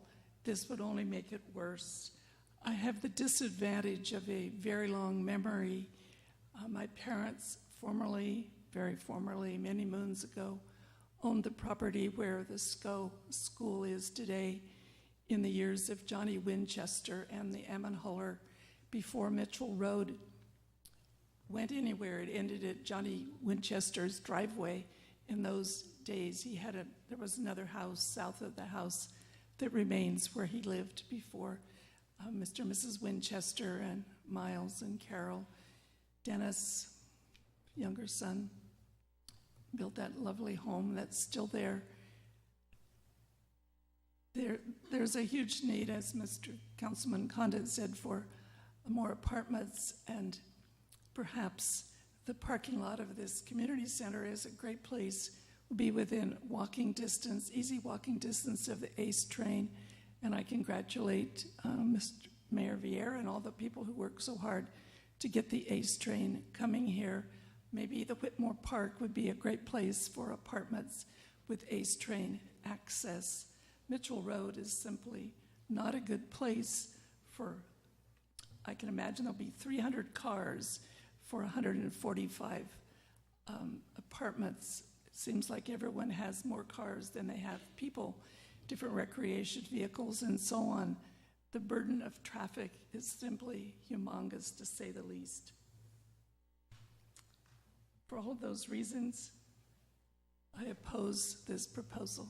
Thank you, and Councilman Condit and the others leaning in his direction, just say no.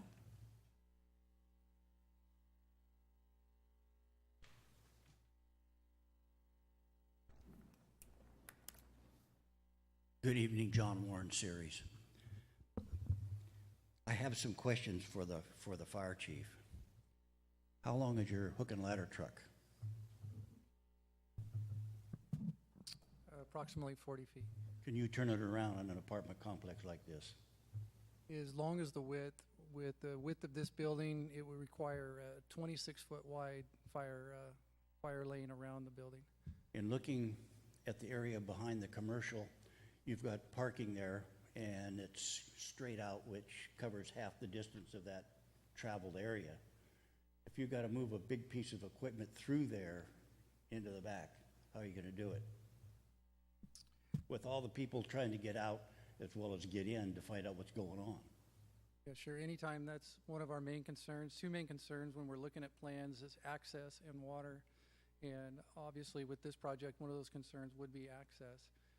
The engineers, when we give them our specs of our apparatus, they use templates, and they use those templates to move around the drawing to ensure that we can get through, but we can never predict people trying to leave and other cars in that way.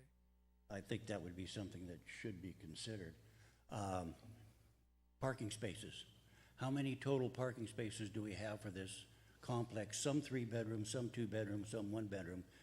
Do each of those have a different number of automobiles allowed for each complex? 1.5 spaces per unit, irrespective of bedroom count. I don't know of anybody with a half a car. So you don't even have 2 spots per unit. Mom and dad? Correct. Okay, that's a problem. You're going to have more cars there than you have parking spaces, and then you're going to have somebody coming over to visit. Visitors, people coming and going.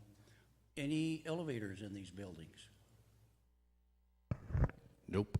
Stairs. Lug all your stuff up 3 stories, your groceries up 3 stories. I think those are some of my big concerns, which leads me to believe that this probably is not the spot for that type of density. As several of the members of the council have spoken, there's probably be some better places within our city for this type of development. With that major thoroughfare and the traffic conflicts of going in and out with only one main entrance, people trying to make left turns out of there going south on Mitchell, it's going to create some big traffic problems with delivery trucks coming in and not having the space to maneuver and turn around in there. And then you throw in the garbage trucks and the mail trucks and all the other things that go along with running a business like that. I just think that the council should give some serious consideration and maybe not allow this zoning change at this time. Thank you. Is there anyone else?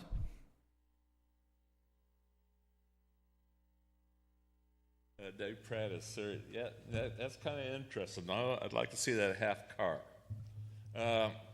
Yes. You know, one thing, it's going to be interesting when the moving trucks and stuff try to get in there delivering furniture and all that stuff for these places. You know, we could use that, but that Mitchell Road isn't place for that.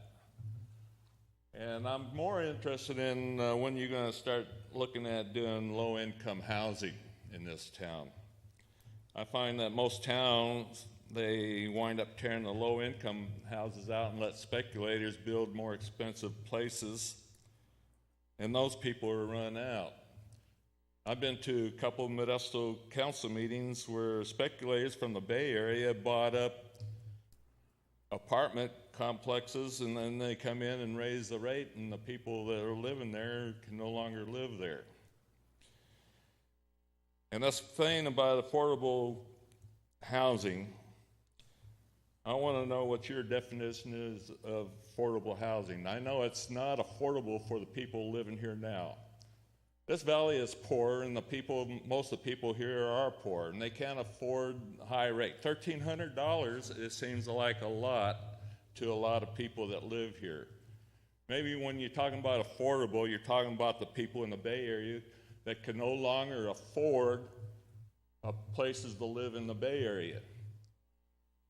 And I was all for the ACE train, but the more I think about it, the people that can no longer afford to live in the Bay Area have an easier transit getting here, as now the traffic backs up.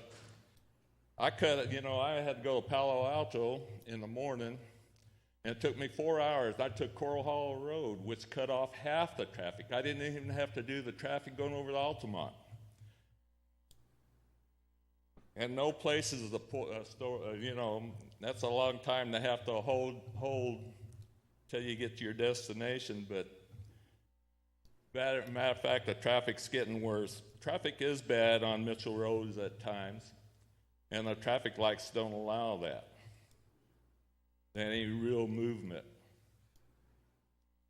And then basically, the other part like that, the service vehicles that need to go there, like the garbage trucks and pick up the whatever, their garbage and everything, that it don't look like a whole lot of room. Like I said, we could use that, but we need to look at more affordable homes for the people that live here now. Thank you. Hi, I'm Shauna Moore. I live here in Ceres, and that's actually my daily commute. Nobody's addressed how many times a day you guys go up and down Mitchell Road, but I do it 6 times a day, every day. It takes me to go a 4-mile route from where Walmart is to Farm and Service, up to 28 minutes during certain parts of the day, when the schools get out, when the businesses let up, when the evening commute. I don't know if you guys have ever tried to get to the freeway from the end of Mitchell Road, but it can take 42 minutes to get from where the airport is just down to the freeway. Enforcement, I love my Ceres officers. I have for many, many years. You guys do a fantastic job, but there are not enough officers to keep the traffic flowing that we have now. I can wait at a light 3 times because I drive a Jeep. The sensor doesn't get me. I sit right there at Rite Aid, 15 minutes sometimes, and I have to actually back out, pull into Rite Aid, turn around, and go down Moore Road to get home. You can't move the traffic that we have here in Ceres right now. How are you going to move 146 units of people that have no access in a place that's already congested, where we have no enforcement because our officers have other things to do than to have to sit there and mitigate traffic all day long? But when you have people that don't have any common sense, that can't stay off their phone through one light, it makes my commute longer and longer and longer. I've only been out this facility for a little over a year, and in a year, 1 year, it takes me 10 minutes longer to get home. I live exactly 4 miles. Boom, boom, boom, there's my house. It's a nightmare, and I absolutely agree. We do need housing. We need all kinds of housing. But on Mitchell Road, really? Across from the post office? In a congested area in which, well, we're going to put up another traffic light? The lights don't move the traffic as it is. I would just suggest that maybe every single one of you guys, I don't know, plan a day and go up and down Mitchell Road and see how long it takes you. Pay attention to the cars that come in and out. You're talking about this 1.5 space. So you got 145 units, 26 extra units. On an average day, how many people you think are going to have visitors and guests? Where are they going to park? How are they going to get in and out? I don't want to take up any more of your time. That's all I have. I apologize. I'm just getting over a cold. Thank you for your time.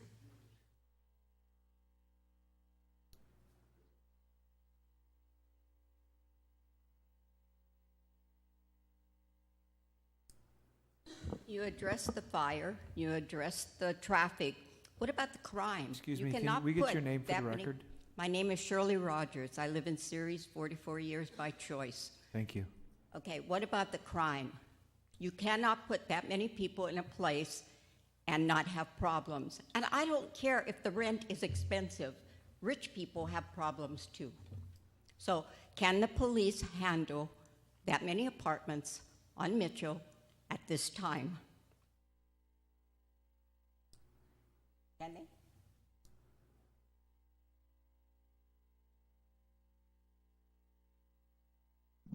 For our big, what we call the big three, in 2018 at 3100 Whitmore, we did 224 calls for service.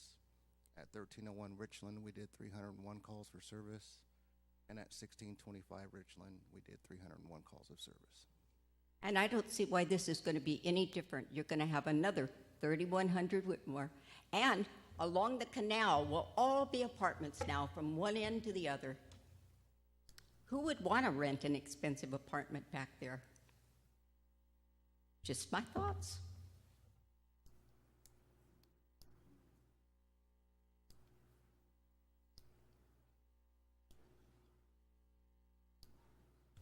Good evening. Max Garcia with GDR Engineering. Here representing the client and project. I want to compliment Tom for presentation. I think he's done a very good job. I think there's points that have been brought up today that I'll try to touch on. Some, I agree with, some I don't, but I mean, everybody has their opinion on some things. But just before I really start, we're seeing a major change in how these shopping centers go in now. And a lot of it is we're all responsible for that because everybody's doing a lot of shopping online, Amazon and all these. And it's making it kind of difficult for some of these bigger companies to come into these areas. And that's why we're seeing, we just lost Kmart, we lost Sears. We've lost a couple large grocery stores for other reasons, though, here in the last few years. And these are all what we call anchors in these large commercial areas. To have a large commercial area, you've got to have one of those anchors to make it work. And that's what they struggled with here with the plan that was approved, was trying to find an anchor that could, for the center, and it just wasn't anything until, and that's why Collins submitted the letter that they did, because there's, right now, the way the demographics are occurring, with the shopping and whatever, it's not really something that we're going to see. We're seeing they're getting a lot of requests for the smaller uses, maybe around 1,500 square feet, 12 to 1,500 square foot units. You see these, you see them all over Turlock now in the new complexes, whatever.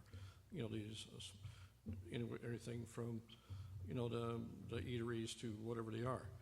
and there's demand for those, you know, and so with that, you know, the client was struggling with this, so looking at what's the demand for. You know, I mentioned to him, and he's building apartments also in Manteca. He did an excellent job. And what I was telling him was, I've had a major client that asked me to find him a site here in Ceres for an upper-end apartment complex, and I talked to Tom about 8 or 10 years ago about this, because I've been looking for it for 10 years. So, not to disagree with Mr. Condon, but if he knows a spot that I can put a complex on besides Mitchell Road, tell me where it's at, because I haven't been able to find one.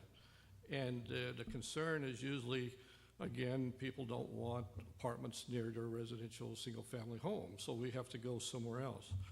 Now, the Mitchell Road specific plan that we're under here allows multifamily housing, encourages us to come up with mixed-use projects, which I think this is ideal, but and I'll come back to that for a second. My office is on Mitchell Road. It's been on Mitchell Road for 41 years. So I've seen what Mitchell Road has done in 41 years, just since I've been at my business and worked for the city of Ceres for 6 years prior to that. So I've seen Mitchell Road. This plan, Mitchell Road corridor plan, was originally approved in 1989. That's when it was originally adopted by the council. There was amendments done in 1995. But, you know, I can tell you what's happened on Mitchell Road, probably on 5 fingers here, what's happened since '89 as far as development. And usually it was things like post offices and schools, things that could have gone anywhere in the city, but they chose Mitchell Road. And I agree with Linda.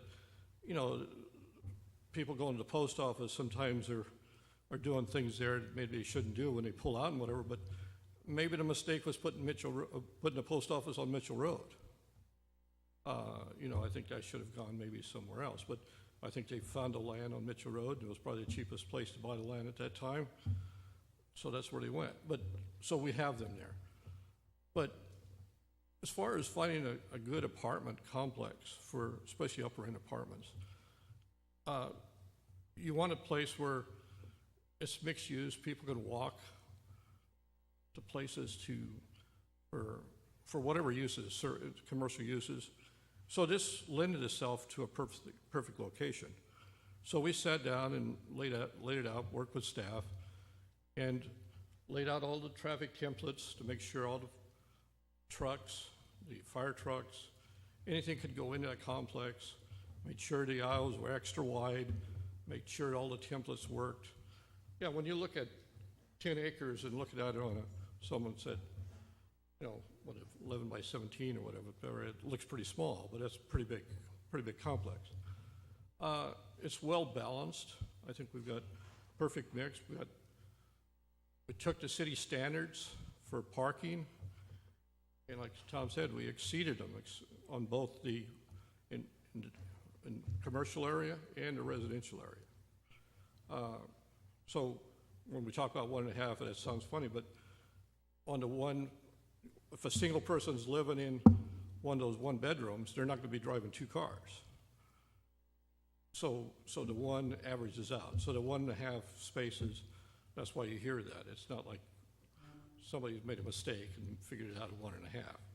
Most of us know that, but I mean, some people have always been questioned on it. Why 1/2? You know, well, it's the math. But you know, since '89, like I say, not much has happened on Mitchell Road. You know, we've got Walmart that's moving, that's going to build a large complex down below. I think this project here, if we try to keep it as commercial, it's probably going to stay vacant. You know, it's not my property. I'm just here representing the client, but I've seen it sit there for many years and many other sites. So we've tried to design something that worked. And I'm proud of the way it's laid out. We've got a major drive there. We followed the Mitchell Road specific plan. And I don't know if Tom read this, but on page 46, they recommend that that the residential be placed behind the commercial or industrial area, and that the drive go through. So we designed it right per the Mitchell Road specific plan document. So we didn't make this stuff up. Now, where the street is located, it's coming out of Mitchell Road, no question. But I think you did hear that by going to mixed use, the traffic is about half of what it'd be if it was all commercial. So if it was all commercial, the traffic would be twice as what you're going to see there now with this project. So if it's traffic that you're concerned with, this is the way you should go. Now, if you just don't like apartments, but I think we need upper-end apartments. We don't have those. I've got employees that are commuting because they can't find decent apartments in this area. In fact, I got one employee that's moving right now. He commutes from Patterson. He's having to go to Modesto to get an apartment because he couldn't find what he considered an upper-end apartment in Ceres. So that's happening right this week, where he's doing it first of the month. But so I know there's a need there. These apartments are all filled. You know, just tell us, go back and bring us commercial. We'd love to. We'd love to bring an anchor in, a full complex. That's what we tried to do. We've been in work on this project since 2014, so this is the 5th year. And we finally have one I think that'll work. If we don't like it, it's just going to, like again, it's not a threat. I'm just telling you, reality, it's probably going to just stay vacant. Now, if you can find me another apartment complex site, I'd love to go look at it with you, but I don't know where it's at in Ceres, and I've been looking for about 10 years without it being next to somebody that doesn't want it there. Mitchell Road just looks like a perfect spot. You know, I can keep talking about this, but I think we followed the Mitchell Road specific plan. That's what it's all about. We tried to make the mixed-use project, tried to meet all the standards, exceed the standards. I don't know what else we can do. But thank you for your time. And if you have any questions, more than. Yeah, so you're telling me that if it's commercial, the whole thing's commercial, there'll be more traffic coming out of there than there would if it was the apartments as well. Yeah, and Tom's got the numbers. You can share those. I didn't write those down, Tom, if you got them. Yeah, because that was a concern of the Planning Commission when this was presented to them. We looked at the Institute of Transportation Traffic Engineers ITE manual that kind of projects traffic counts for a number of businesses and industry in the United States. The project that was approved back in 16, average daily trip would generate about 4,400, while the mixed use would be 2,200, so about half. Well, but that's also based on 1.5 cars, correct? Sure. For the residential, which isn't. I know. They just didn't make it. It's based, I think that one's based on unit count, but yes, difference being is that the mixed-use project probably has more impact in the morning, where the commercial project would probably be metered all day long, because they're generally not open until 9 or 10 in the morning. The ITE numbers are reflective of traffic patterns across the country. So they study thousands of different types of land uses and come up with traffic generation models based on that particular land use. So it's not necessarily the 1.5 is a parking ratio. The actual trips is more driven by the use. So multifamily, they have different categories in multifamily, and they base it on real data, real studies, and that, you know, as Tom referenced earlier, is the Bible for traffic generation, and that's what's used for all land uses. Thank you. Thank you. Is there anyone else? Okay, I'll bring it back to the council. Councilmember Condit? Sure. Mr. Westbrook, is there consideration for residential over off of Crow's Landing currently? Within the West Landing specific plan? Yes. There's a number of land uses. Almost every single type is included in the West Including Landing specific residential? plan. Absolutely. Okay. Single family, multifamily, high density. Okay. Well, Mr. Garcia, I think that's a site to consider. And I'd love to go out there with you sometime. And, but I am against this project, not because I'm against more housing. It's just Mitchell Road doesn't fly with me. And I think with the lawsuit no longer looming for Walmart, and with Walmart coming, I think we're not going to have a problem with finding tenants for a commercial site on Mitchell Road. And I think with Mr. Hallam and our economic development team, I think we should do everything possible to try to help and get tenants for this property. But I cannot support it in its current fashion. Councilmember Klein? Well, I can agree with, Mr. Garcia, the mixed use. I think that's a good avenue for mixed use for that area, seeing what they already have on Mitchell Road and Whitmore at the corner with the other apartment complex. I do know we need housing and apartments. Talking to Mr. Westbrook earlier today with some of the questions that I sent him as far as the availability on apartments and rentable housing. I do know that we do have a need for that. But the big issues I have is the access points.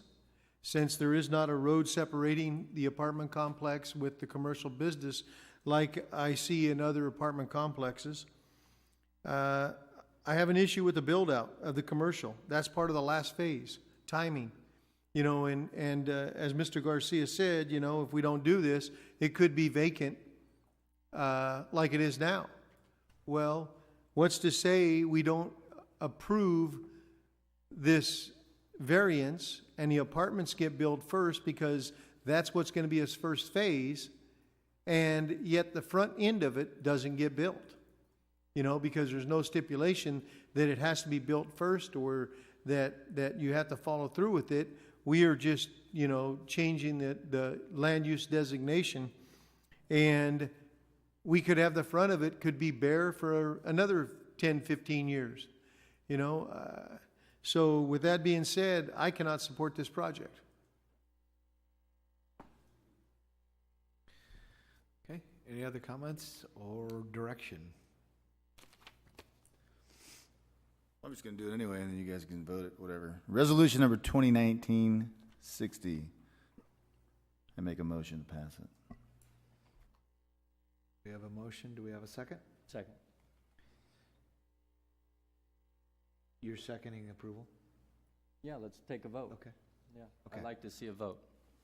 Okay, No, so, well, That's what we're doing right now. wait, I'm lost here. He made a motion for it, Yeah. and you seconded it. I would like to see a vote from our council well, members tonight. typically, if Well, I it would isn't like- second, then it doesn't get voted on. Well, I would like to see a vote. I want us to take a vote. Let's take a position on this. What is the city attorney? Well, it dies if it doesn't get the agenda. I would like to take a vote. Okay, that's fine.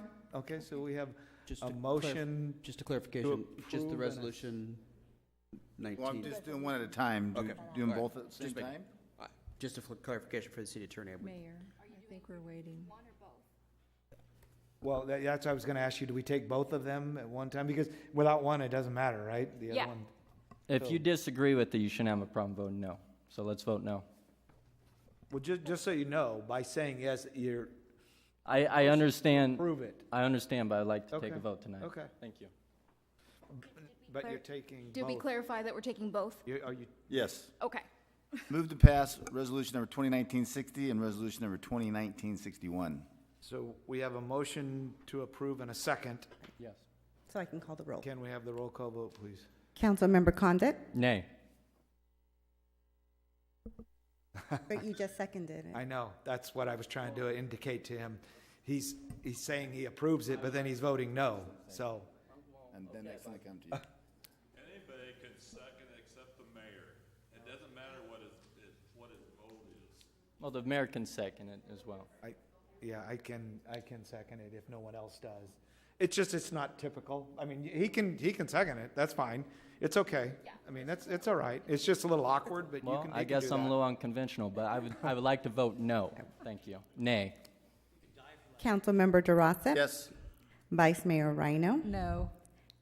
Councilmember Klein. No. And Mayor Vieira. No. Motion fails. So with that, we will move to new business. We have none, so from there, we will move to discussion items, the firework discussion.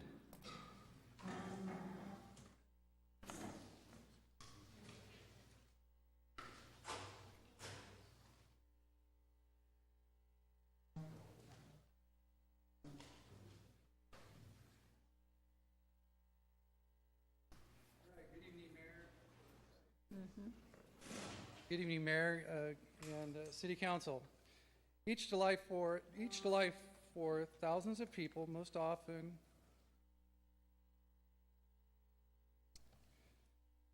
July 4th, thousands of people, most often children and teens, are injured while using fireworks. Despite the dangers of fireworks, people underestimate the associated risks, which include devastating burns, fires, and even death. According to the National Fire Protection Association, fireworks start on average 18,500 fires per year. 1,300 of those fires are structure fires. 300 are vehicle fires, and 16,900 are outside fires. These fires cause an average of 3 deaths per year and an average of $43 million in direct property damage. In 2017, the U.S. hospital emergency rooms treated an estimated 12,900 people for fireworks-related injuries. Children younger than 15 years of age accounted for more than 1/3 of the estimated 2017 injuries. 2017 was an unusually high year for fatalities. There were 8 fatalities related to fireworks. In one of my first meetings with the city manager here, he asked me to work with the police department to address our fireworks issue, which we're not the only ones dealing with illegal fireworks, but he also wanted me to touch on, safety with fireworks. But he tasked me with the illegal firework problem also. So I met with Chief Collins and Captain Crane, and we came up with a program this year that we'd like to show you. So our Celebrate Safe is what we're calling our program. It's Illegal Fireworks Enforcement Campaign.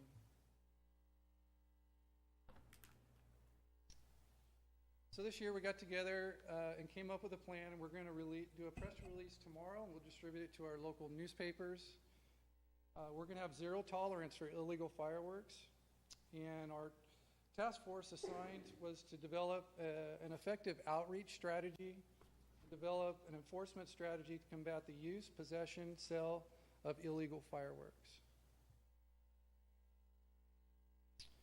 Our task force comprised of the Ceres Police Department, the Fire Department, IT Department, our City Manager's Office, and the City Attorney's Office. So our message for the 4th of July is the city has a zero tolerance for the use, possession, and sale of dangerous or illegal fireworks. You light them, we'll cite you or arrest you. The fines and penalties are steep. Fines are $1,000 for each occurrence. Misdemeanor or felony charges equal jail time. We want everybody to be a good neighbor this year. We'd like you to respect your neighbors, your veterans, and your pets. Loud, unexpected explosions from illegal fireworks can startle and cause stress for veterans and pets. We have veterans residing in our city with PTSD.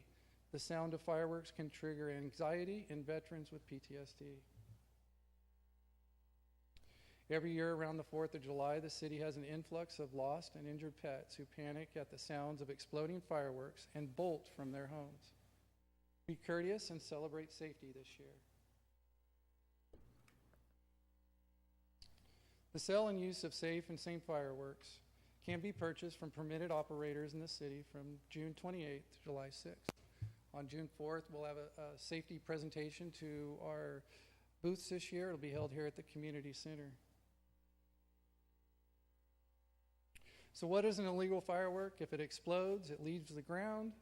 If you modify a safe and sane firework, improper handling of legal fireworks. Remember always to look for the safe and sane seal. Some examples are skyrockets, bottle rockets, Roman candles, and mortars. How does a legal firework become illegal? Any safe and sane firework that is altered or changed in any way will be considered illegal. Homemade fireworks are extremely dangerous and can cause serious injury or death. It is illegal to place, throw, ignite, discharge a firework at a person or into a crowd. It is illegal to sell, give, or deliver safe and sane fireworks to anyone under 18 years of age.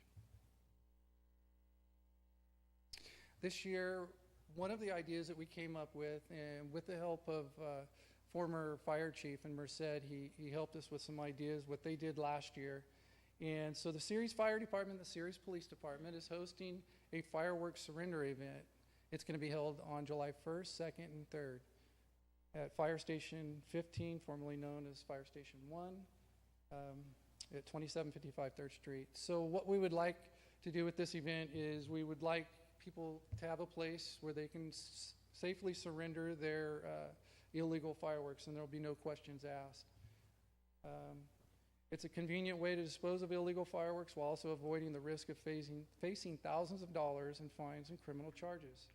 All fireworks will be accepted. Again, no questions asked. Only fireworks will be accepted at this event. Also, during the Safe and Surrender days, the 1st, the 2nd, and 3rd, if you see a firefighter or a police officer, you can surrender your illegal fireworks to them. For more information on this, you can call our headquarters at 538-5701, Monday through Friday, 8 a.m. to 5 p.m. Always use safe and sane fireworks with a responsible adult present. Only use safe and sane fireworks approved with the State Fire Marshal seal. Always read and follow the directions on the label. Some more safety tips are to use safe and sane fireworks outdoors only, away from dry grass and flammable materials. Do not give fireworks to young children under any circumstance. Even a sparkler can burn at 1200 degrees. This is hot enough to cause a 3rd-degree burn. Light safe and sane fireworks one at a time. Never point or throw fireworks at another person. Never alter, take apart, attempt to fix, or relight malfunctioning fireworks. Always have a bucket of water or fire extinguisher on hand for emergencies and for dousing misfired fireworks. Always submerge your fireworks after the use in a bucket of water. So this year, we're going to do a public outreach. We've created posters, flyers, yard signs, and we're going to have a banner. If you guys could show the banner. We're going to have the banner out on Mitchell and Whitmore. So we're going to have it both in English and Spanish. So again, our message is zero tolerance and be a good neighbor. Starting on June 10th, we are passing out yard signs to residents who want to place the message in their front yards. And I have some over here along with some flyers if anyone would like to grab some on their way out tonight. And we also are going to have more at our fire station if you'd like to stop by or if anybody else is interested. We're going to put posters in the businesses to display. We're working with the Chamber of Commerce on that. Again, we're going to do a public service announcement, and that's up next.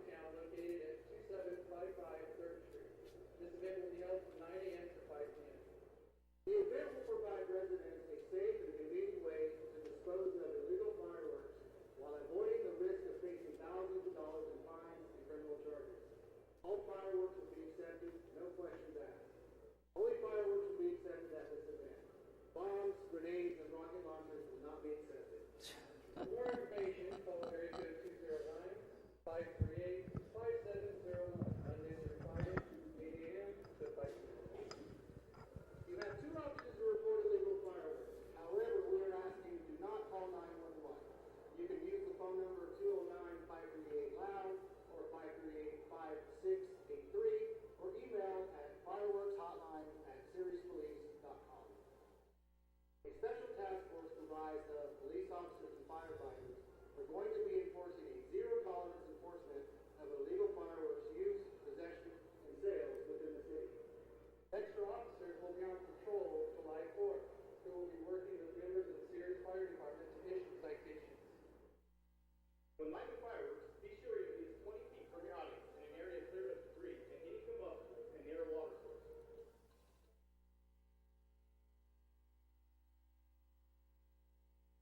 After discharging the fireworks, make sure it's completely submerged in water to cool before disposing. Stay safe and celebrate smart.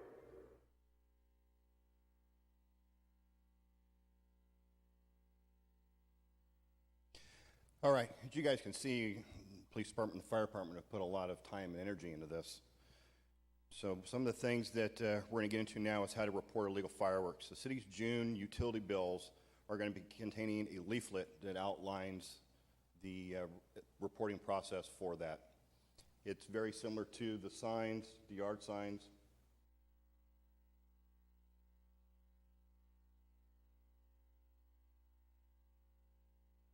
Our public outreach, working with the Sirius Chamber of Commerce, they are reaching out to the businesses to help put posters up in windows to get our message out about reporting.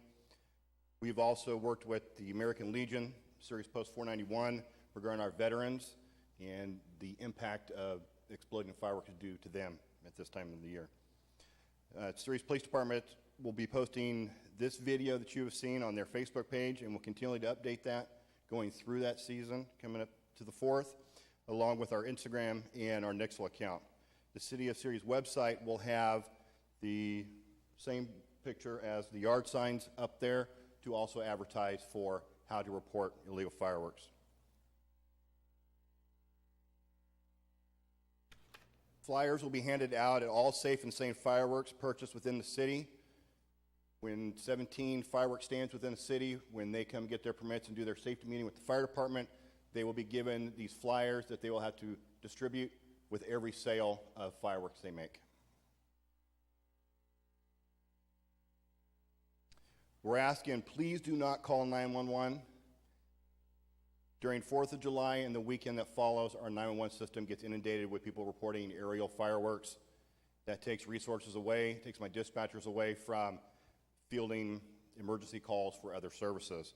We have created a phone number which is owned by the city, 538-LOUD or 538-5683.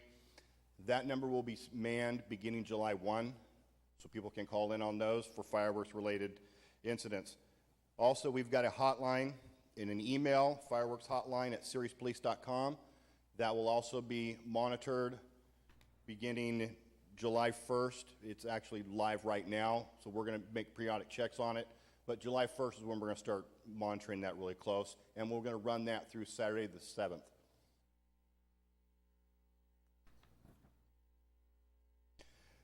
We're asking people to please be patient when reporting illegal fireworks. We recognize that we have a big problem with illegal fireworks and are undertaking a large enforcement effort this year. High call volumes on the 4th of July weekend are expected. To assist with this effort, we have set up these alternate ways to report illegal fireworks, but this is our inaugural campaign.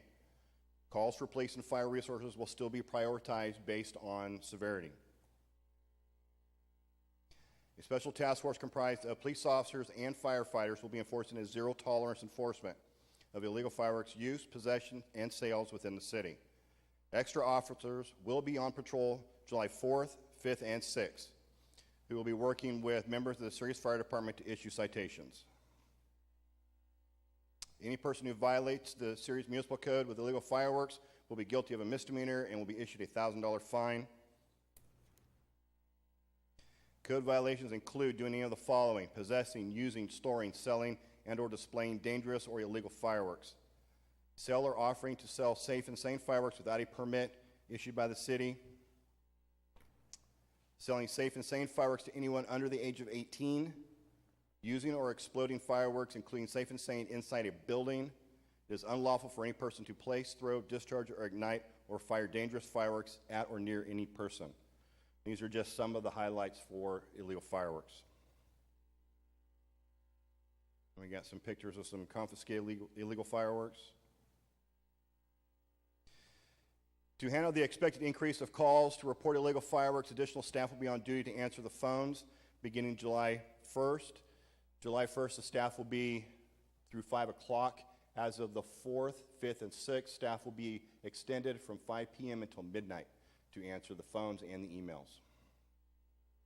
Again, we ask that residents please do not call 911 to report illegal fireworks. Instead, report using the Ceres tip line or the email provided.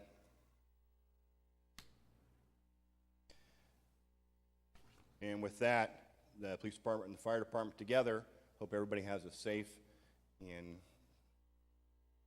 sane weekend, I guess, would be the safest way to put it. And any questions? No, I think this is great. The one thing, I didn't see it on there, but maybe you can reiterate when you send the message that they also clean up after themselves, because if you drive through the neighborhoods the next morning, it looks like a war zone with people leave all the stuff in the gutter and, all the fireworks and everything. So just to make sure that they pick up after themselves would be another thing that I would say. That's a very good point. This being our inaugural time, Sure. There's a lot of ideas that we had, and we started to get really big with it. Sure. So that's something that we didn't think about addressing, was people cleaning up. So I mean, this is a great start, trust me, compared to what we've had. It's evolving. Yeah. We're working on it. Great. Vice Mayor Rhino? Absolutely amazing. The presentation was great. I'm excited about it. I think for the 5 years that I've been on the council, that every year I've brought up fireworks safety, and this is beyond what I would have expected. Thank you very much. Thank you. Any other comments? Thank you. Appreciate it. Okay, so next we will move to council member referrals. Does anyone on the council have an item they'd like to place on a future agenda? I don't have an item, but I'd like to ask the city manager, Toby. We've already done our general plan update.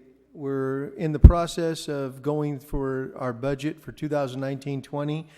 I'd like to know if you've had time to put together a schedule to update our ordinances to go along with our general plan update.